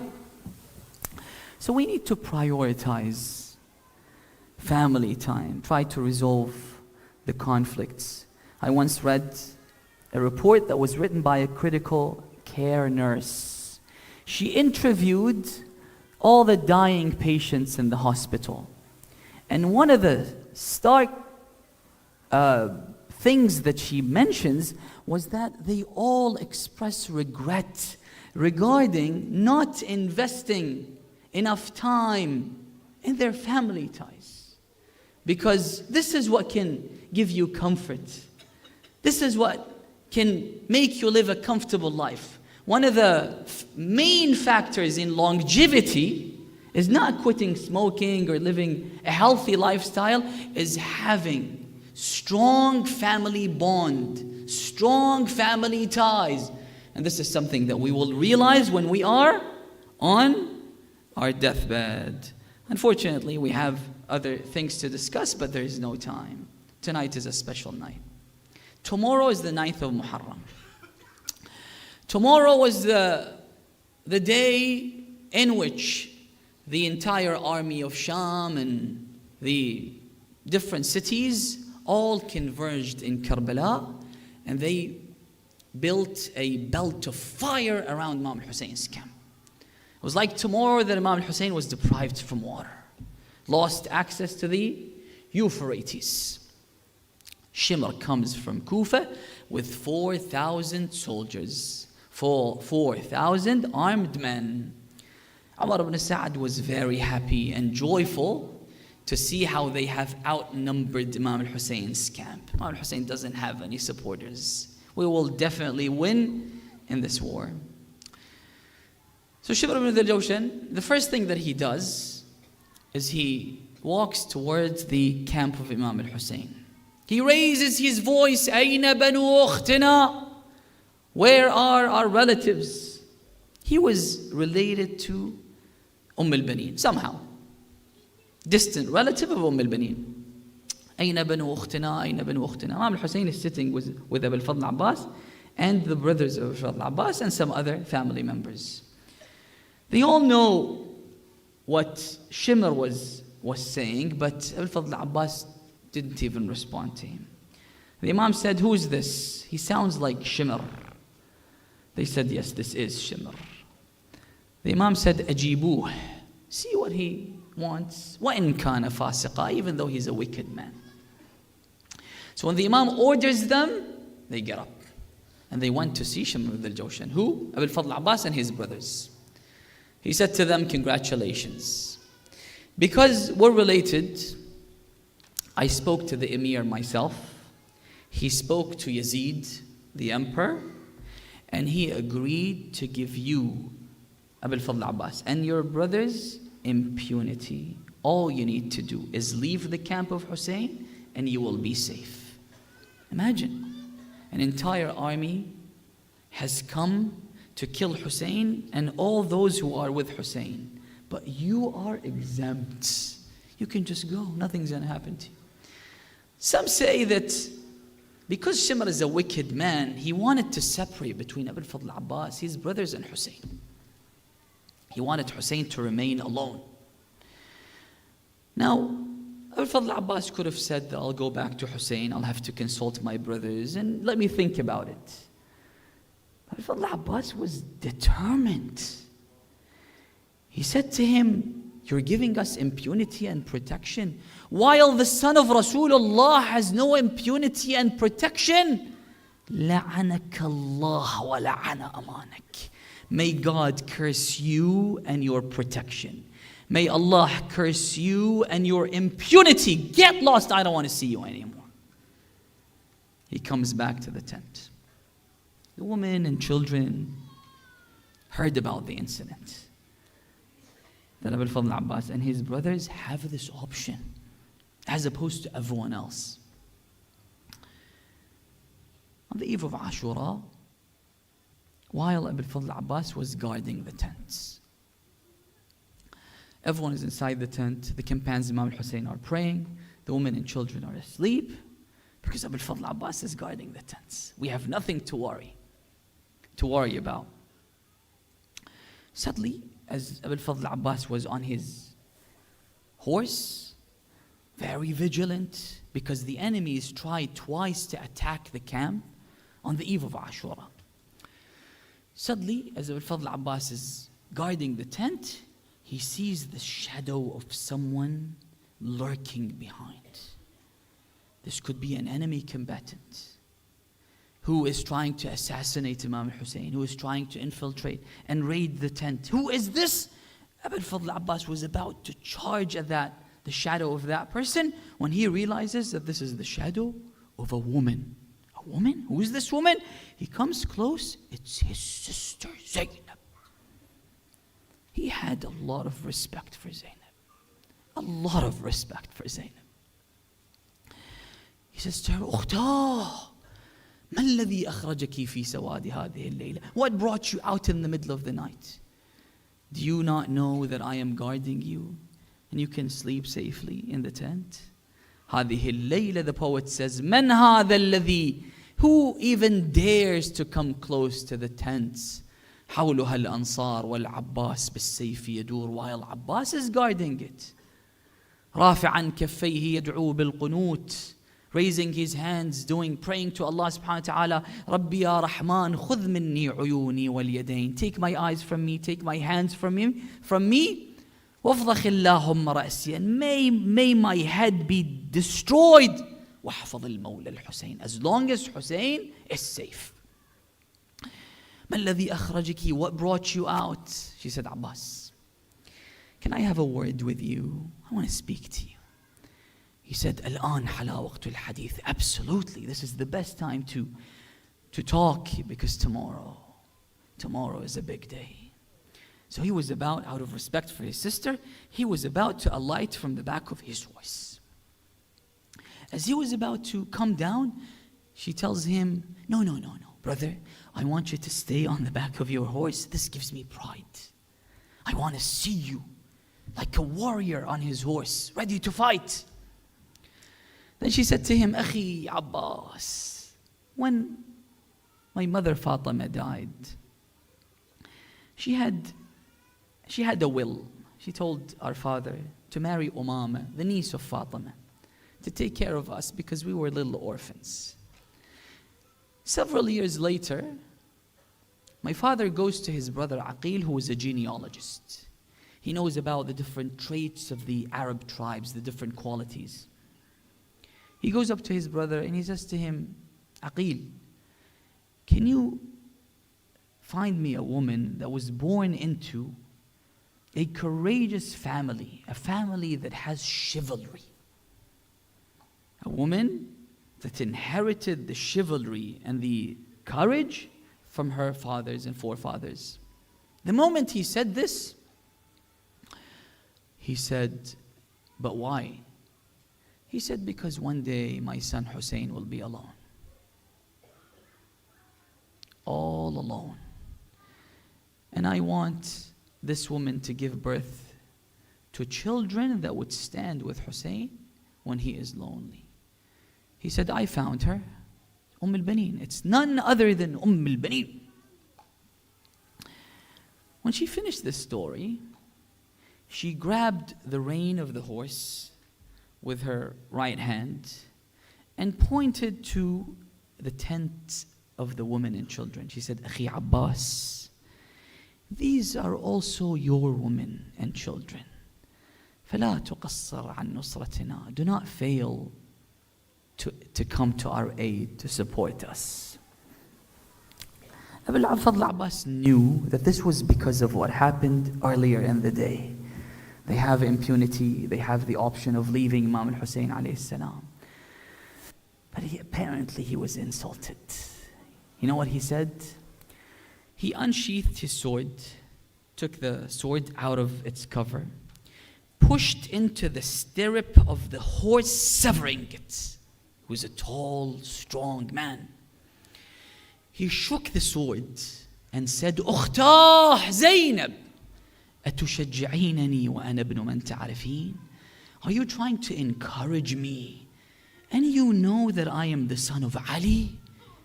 Yes, I inherited his genes. And this is why Imam al-Sadiq emphasizes on this.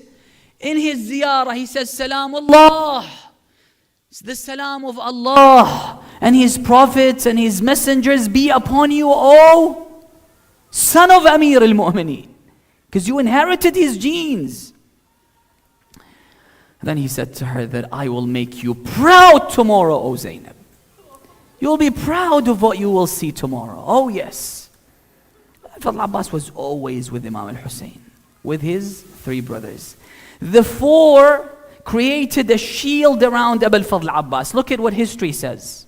History says that they were always with the Imam when he charged at the enemies. يَمِيلُونَ مَعَهُ حَيْثُ مَالٍ. He goes to the right, they move to the right. He goes to the left, they move to the left.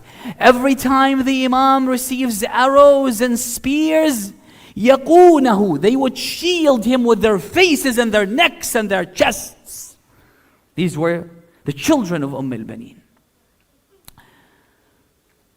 Al-Fadl Abbas comes to his brothers after the killing of the companions of the Imam.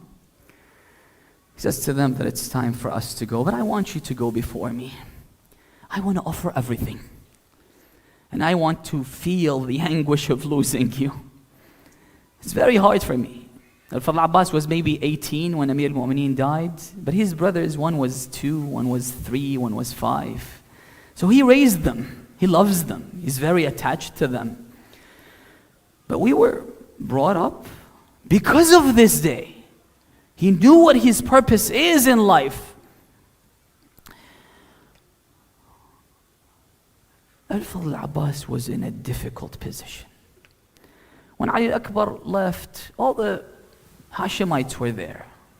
Qasim, everyone. But when Abbas leaves, Imam al-Hussein will be alone.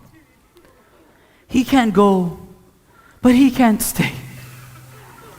He can't go to the battlefield and get killed, because when Hussein is alone, when Hussein is exposed, you know, the women and children had never experienced fear as long as Abbas was alive. He goes, he knows what's going to happen to the women and children. He knows what these people will do to Imam al-Hussein alayhi salam. What should Abbas do? There was a tent that was reserved for the water containers. All the water containers were empty.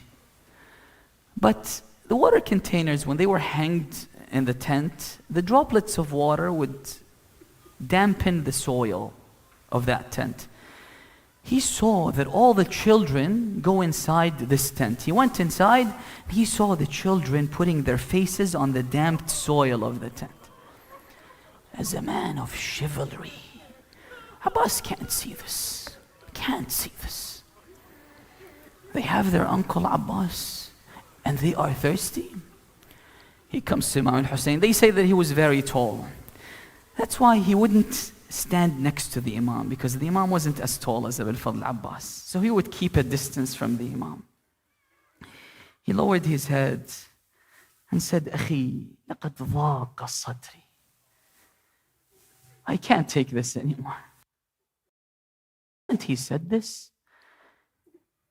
Imam al-Hussein said, Abbas, you are my army. You are my entire army. أنت كبش كتيبتي. You are my standard bearer. You are everything to me. أذهب تشتت عسكري. I will have no one. Imagine how difficult it is for Abbas to hear these words. And then the Imam, I don't know why, he tells him, إن كان ولا بد, if you have to go, try to fetch some water. No, allow me to go and fight these enemies. My duty is to bring water. I have only submission to you, O Hussein. Maybe the Imam knew that the children and women can't take this anymore, can't say goodbye to Abu al-Fadl Abbas. So under the to bring water, you should go and then remain over there. So Abu al-Fadl Abbas now has a task. He has a mission that he needs to accomplish. Yes, sir, I will go and bring water. Abbas left. The children would go to every tent. Sukaina, our uncle, went to bring water. Amma Zainab, he went to bring water. Kulthum, Abbas went to bring water. Abbas goes. When he goes, he's carrying the container, the standard. As you all know, the poem that he is reciting, Inni ana al-Abbas aghdu bis-siqa. I am carrying the container. My aim is to bring water. ولا أخاف الموت يوم الملتقى. I don't fear death. نفسي لابن المصطفى اليوم وقاه. I am here to sacrifice myself in defense of the son of Rasulullah. حتى أوارى بالمصاليت لقاء. Until I am buried in the grave. That's my aim. History tells us, and this has been mentioned in all the maqatil. We have more than 70 maqtal, and they all say that the people that were guarding the Euphrates were between 4,000 and 6,000 people. When he charges at them saying that I don't fear death, they are scattered and dispersed. They all run away. This has been mentioned in 70 maqtal, from 4 to 6,000. He goes inside the Euphrates with his horse. Subconsciously, out of thirst, Al-Fadl Abbas puts his hand in the water. He was about to drink from it. فَتَذَكَّرَ عَطَشَ الْحُسَيْنِ. Suddenly he is reminded of Imam al-Husayn's thirst. Imam al-Husayn was very thirsty. Imam al-Husayn was the most thirsty man in Karbala. Why? Because of all the wounds, and because he witnessed all these tragedies, and because he was the last remaining man. This is why he suffered a lot of thirst. He couldn't see with his eyes. This is a hadith that the Imam, because of the thirst, he couldn't see with his eyes. فَتَذَكَّرَ عَطَشَ الْحُسَيْنِ. What did he say? He said, يَا نَفْسُ مِن بَعْدِ الْحُسَيْنِ هُونِي. This life is not worth living after Hussein. وَقَبْلَهُ لَا كُنْتِ أَوْ تَكُونِي. May you never live after Hussein. هذا الحسين وارد المنون. While Hussein is about to taste death, you are trying to taste water. تالله ما هذا فعال ديني. I will never do that. And he threw the water back into the Euphrates, and he filled the water container. He took the other route through the palm trees. His only mission and aim is to deliver the water to the children. To the children of Rasulullah who were waiting for Abbas. They had a lot of hope in Abu al-Fadl al-Abbas. Al-Fadl al-Abbas doesn't want to disappoint the children. As he was going rapidly towards the camp, towards the tent, when a wicked man hid behind a palm tree, striking Abu al-Fadl al-Abbas on his right arm, severing it. والله إن قطعتم يميني إني أحامي أبدا عن ديني. If you want to sever my right hand, do so. I will continue to protect my faith and my Imam. Another wicked man, as Abu al-Fadl al-Abbas was going towards the tent, hit him on his left arm, cutting it from the elbow. قد قطعوا ببغيهم يساري فأصلهم يا رب حر النار. His aim is to accomplish the mission, because Hussein didn't tell me to bring my hands with me. He said to me, bring water with you. He takes the container with his teeth. As he is going very fast, Harmalah, the wicked man, shot the water container with an arrow, causing the water to spill from the container. فوقف العباس حائرا. He stood there with despair. No arms to fight with, no water to take to the tent. Another arrow came. Harmala shot the arrow in the eye of Abu al-Fadl al-Abbas. Al-Fadl al-Abbas bowed down to pluck the arrow from his arm with his severed hands. His helmet fell. A wicked man came from behind, struck him with an iron bar on his head. Abu al-Fadl al-Abbas fell from the back of the horse. He didn't have hands to protect his face, so he fell on his face. The enemies were running away from him when he had hands, but now that he doesn't have hands, they came and did something to him that Imam al-Hussain never made it when he saw Abu al-Fadl al-Abbas. Yes, history tells us that when he came, he saw the severed pieces of his body. This is when the Imam's back was bent. He placed his right arm on his back, saying, "Alan inkasara dhahri." Now my back is broken. Alan qallat hilati. Now I don't know what to do anymore. These are the words of your Imam. In despair, he said, "I don't know what to do anymore." One eye is on the tent.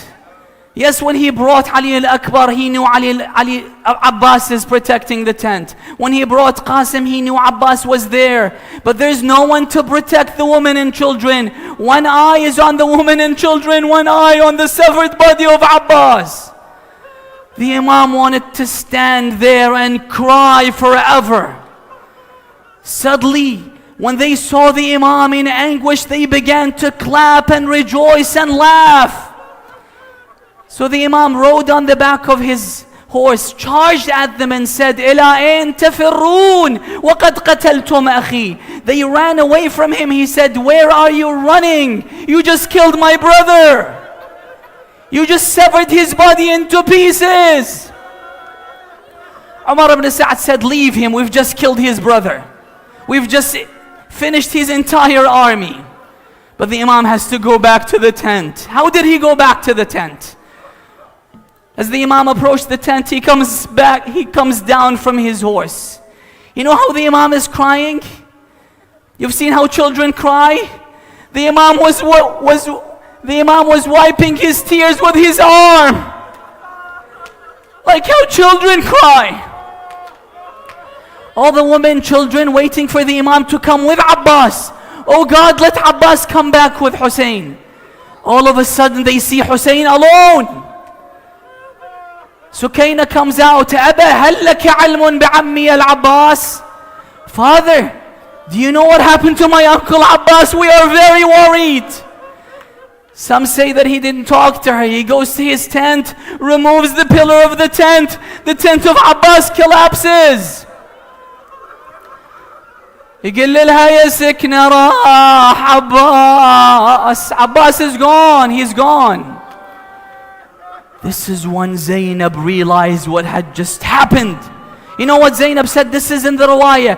Zainab said, وَضَيْعَتَنَا بَعْدَكَ يَا أَبَا الْفَضْلِ. We are lost after you, O Abbas. Hussain, instead of calming her, instead of giving her solace, he echoed what Zainab said and said, "Yes, we are all lost after you, O Abbas."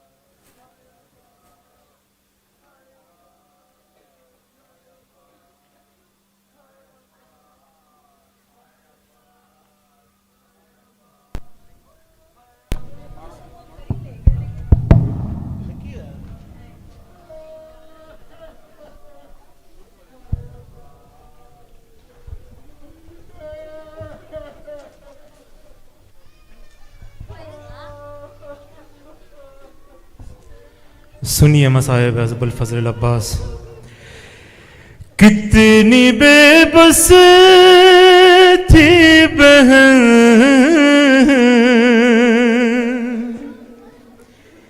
है شہنشاہ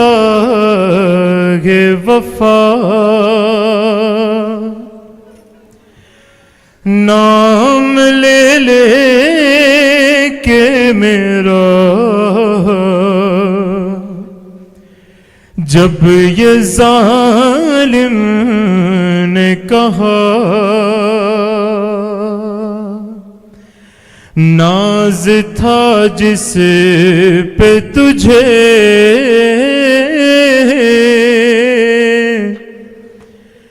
اب بلاؤ نا اسے اور میں روتی رہی تو نہ آیا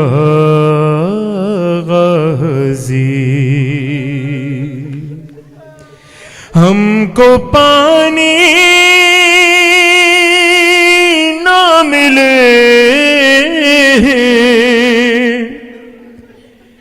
تیری خوشبو تو رہے تیرے بازو نہ کٹیں چاہے مشکیزہ چھدے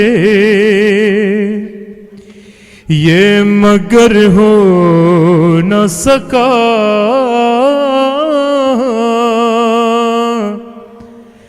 تیرے بازو ہیں جدا مجھ پہ ہے تشنہ لبی تو نہ آیا غازی. سنیے مصیبتیں کیا کہوں شعر میرے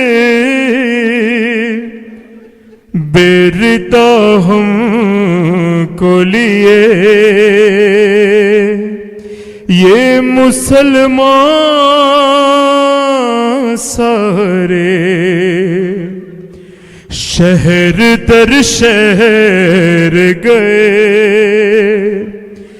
خلقت کوفہ کبھی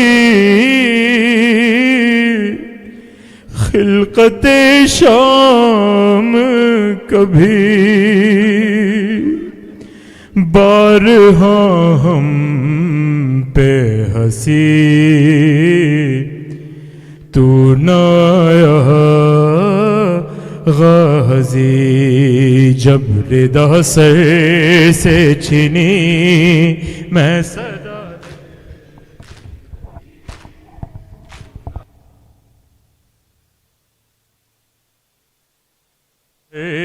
سے چھنی سب مل کر کہیں میں صدا دے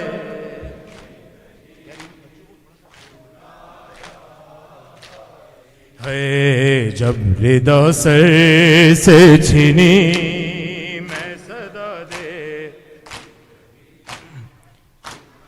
یا غازی ہم کو پانی نہ ملے تیری خوشبو تو رگے تیرے بازو نہ کٹیں چاہے مشکیزہ چھدے یہ مگر ہو نہ سکا تیرے بازو گئے جدا مجھ پہ ہے تشنہ لبی تو نہ آیا غازی. ماشاءاللہ جب ردا سر سے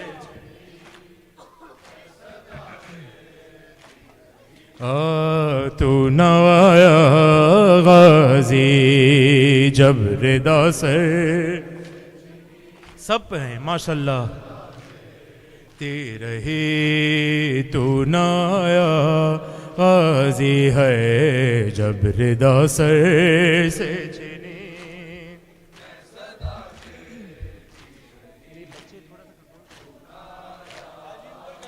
زی ہے جب ردا سر سے چھنی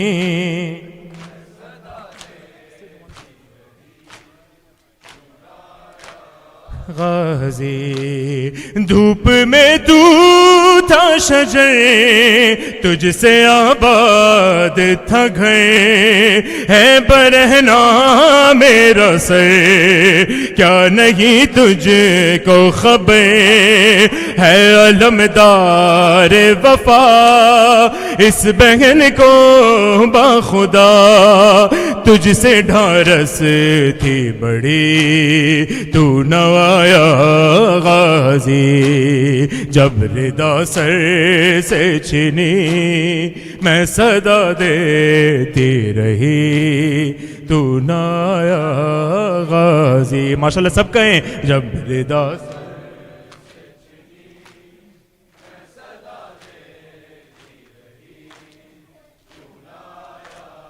غازی ہے جب ردا سر سے چنی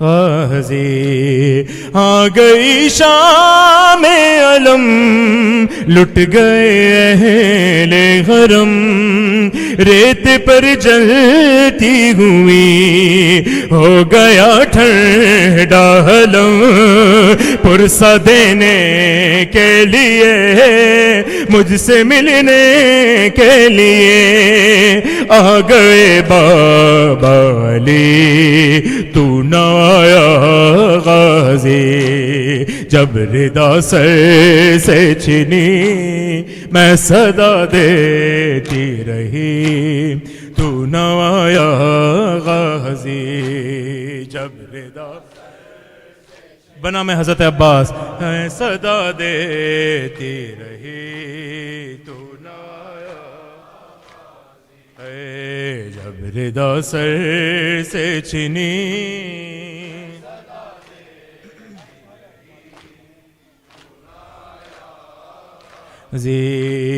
کتنی بے بس تھی بہن اے شہنشاہ وفا نام لے لے کے میرا جب یہ ظالم نے کہا ناز تھا جس پہ تجھے ناز تھا جس پہ تجھے اب بلاؤ نہ اسے اور میں روتی رہی تو نہ آیا غازی جب ردا سر سے چھنی میں صدا دیتی رہی تو نہ آیا غازی جب ردا سر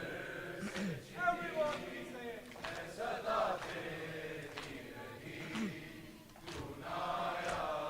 غازی ہے جب ردا سر سے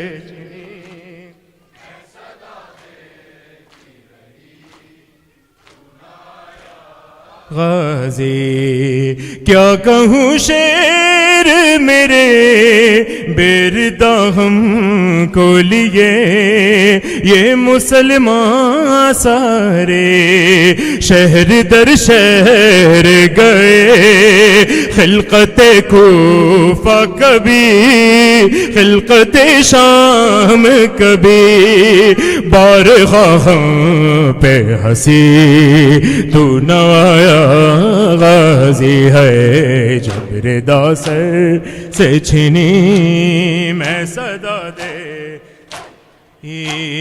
تو نہ آیا غازی ہے جب ردا سر سے میں صدا دیتی رہی تو نہ آیا غازی جب ردا سر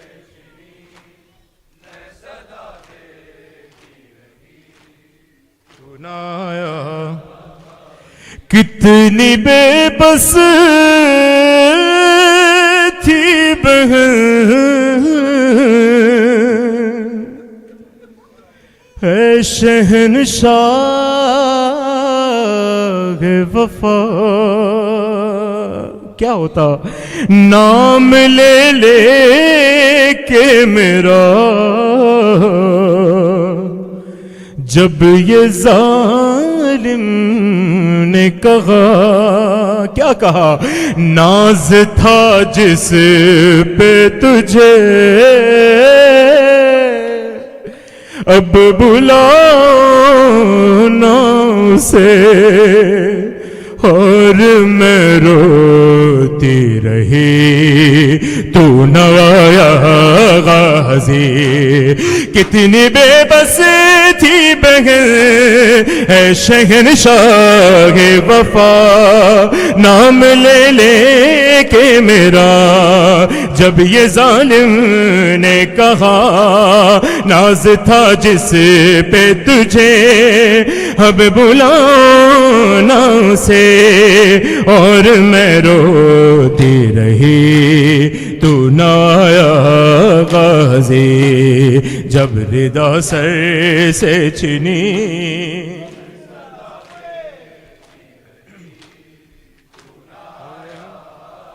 غازی ہے، جب ردا سر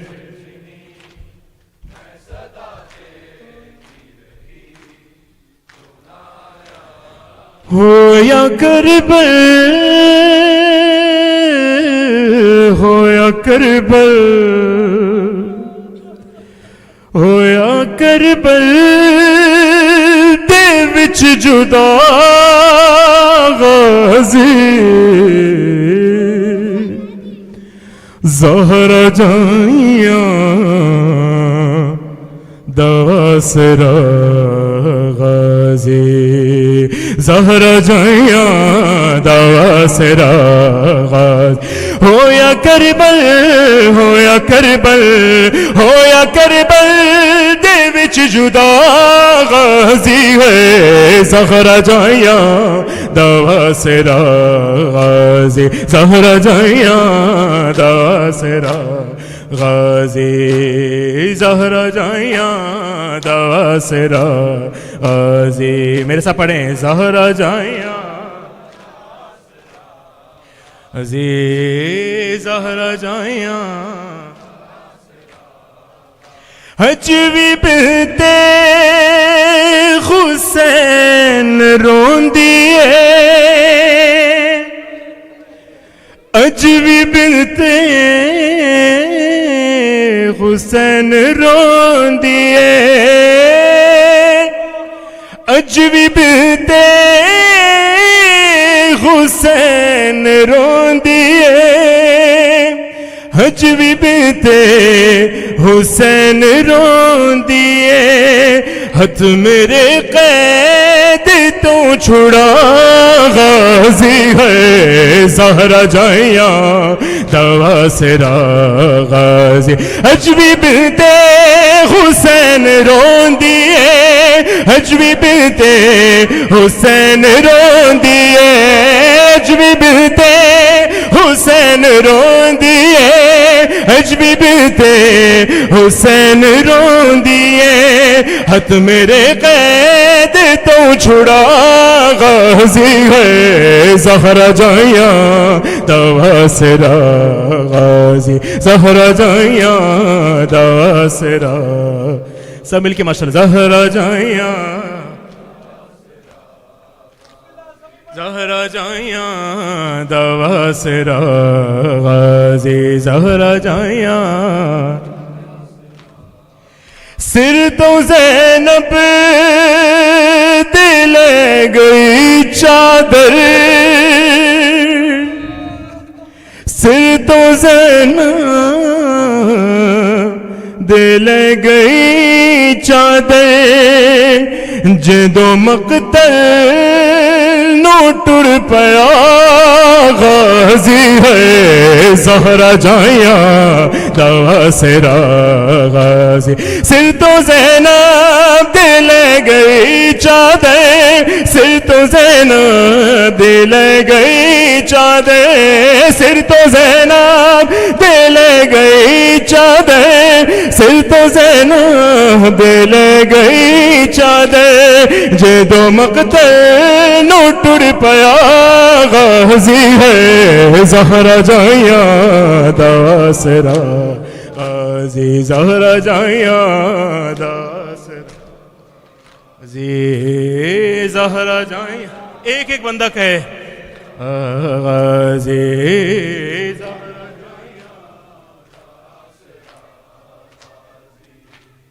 زہرا جائیاں مصائب سن کے چھ جگہ تو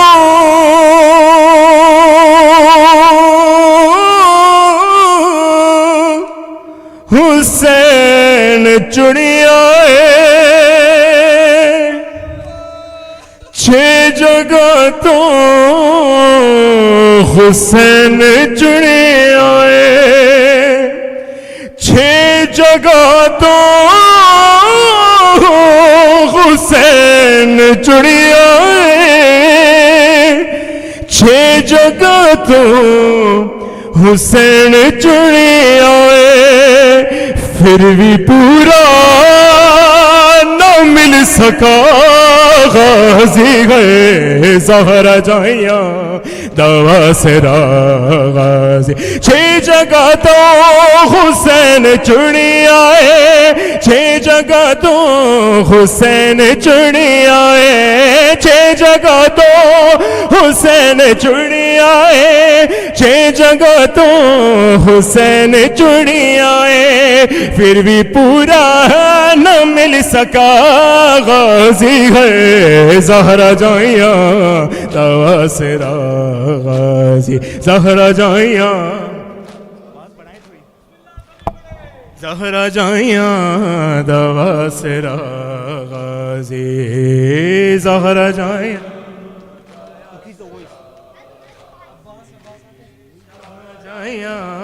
دوا سرا غازی ہے زہرا جائیاں دوا سرا غازی زہرا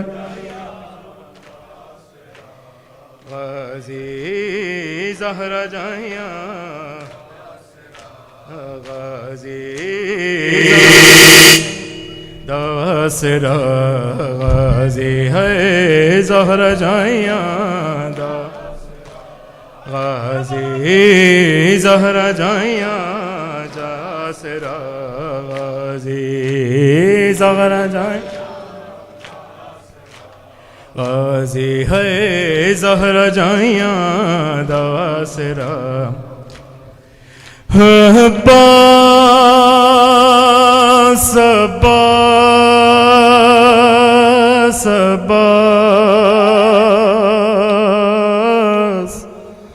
عباس عباس عباس بیٹا ہے تو ولی کا زہرا کی تو دعا ہے شبیر تیرا آقا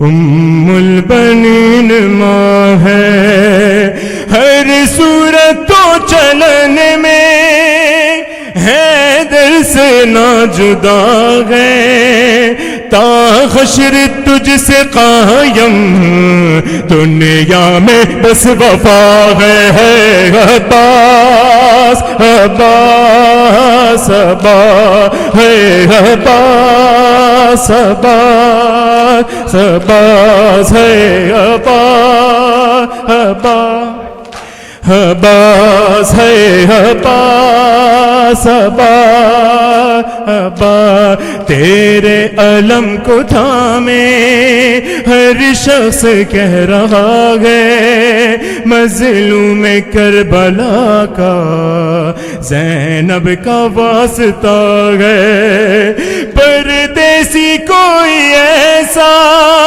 پردیس میں نہ اجڑے صدقے میں اس کے جس کا گھر باہر لٹ گیا ہے عباس عباس عباس عباس عباس عباس ہے عباس عباس عباس ہے عباس عباس عباس اس وقت جب کہ زینب دربار میں گئی تھی قاری نمازیوں سے محفل سجی ہوئی تھی ظالم یہ پوچھتا تھا غازی تیرا کہاں ہے ارے بالوں سے منہ چھپائے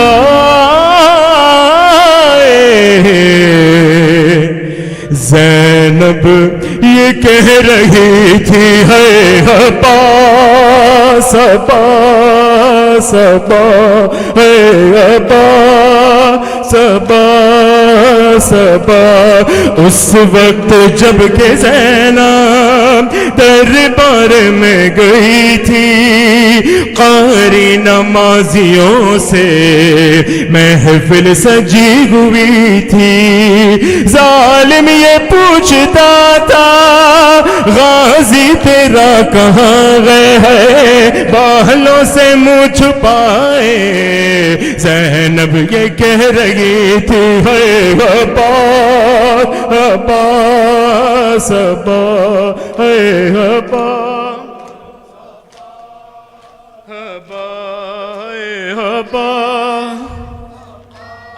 وقت نماز قریب ہے عباس عباس اس وقت جب کہ زینب دربار میں گئی تھی قاری نمازیوں سے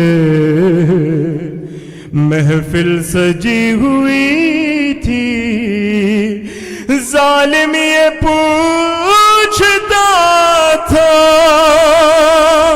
ظالم یہ پوچھتا تھا غازی تیرا کہاں ہے ظالم یہ پوچھتا تھا غازی تیرا کہاں گئے ارے بالوں سے میں چھپائے زینب یہ کہہ رہی تھی ہاتھوں کو اٹھا کر کہیے عباس عباس عباس بلند آوازوں میں عباس جس طرح زینب نے پکارا ہوگا عباس عباس عباس سب کہیں عباس عشقوں کی زبان پہچانتے ہو جو دل میں ہے وہ بھی جانتے ہو ہم کہہ نہیں سکتے تم سن لو ہم کہہ نہیں سکتے تم سن لو بس ہاتھوں کو پھیلائے گئے سب کہیں عباس عباس یا ابا الفضل العباس ہاتھوں کو اٹھائیے عباس عباس یا ابا العباس مولا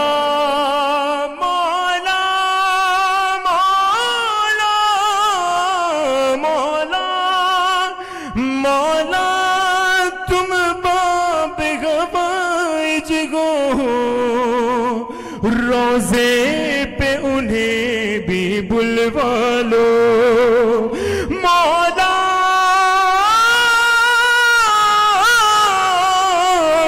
تم باب غوائج گو روزے پہ انہیں بھی بلوا لو غربت کے سبب جو آ نہ سکے غربت کے سبب جو آ نہ سکے ہم ان کے عریضے لائے ہیں. سب مل کر عباس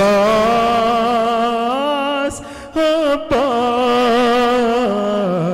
یا ابا الفضل العباس. سب مل کر کہیں عباس عباس یا ابا. آخری بند پیش کروں دعا کے طور پر.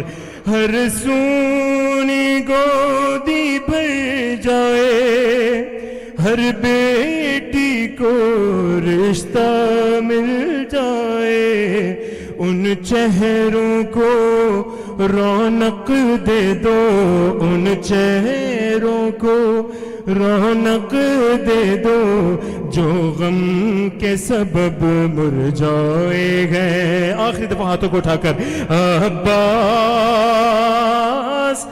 عباس یا ابل. اب سب کی آواز آئے مجھے عباس عباس یا ابل فضل العباس. سکائے حرم رکھ لے نہ بھرم سکائے حرم رکھ لے نہ بھرم ہم در پہ تمہارے آئے ہیں. آخری دفعہ عباس عباس یا ابا الفضل العباس. السلام علیک یا رسول اللہ السلام علیک یا نبی اللہ السلام علیک یا امیر المؤمنین السلام علیک یا فاطمة الزہرا سیدتی نساء العالمین السلام علیک یا ابا محمد الحسن المجتبی السلام علیک یا حسین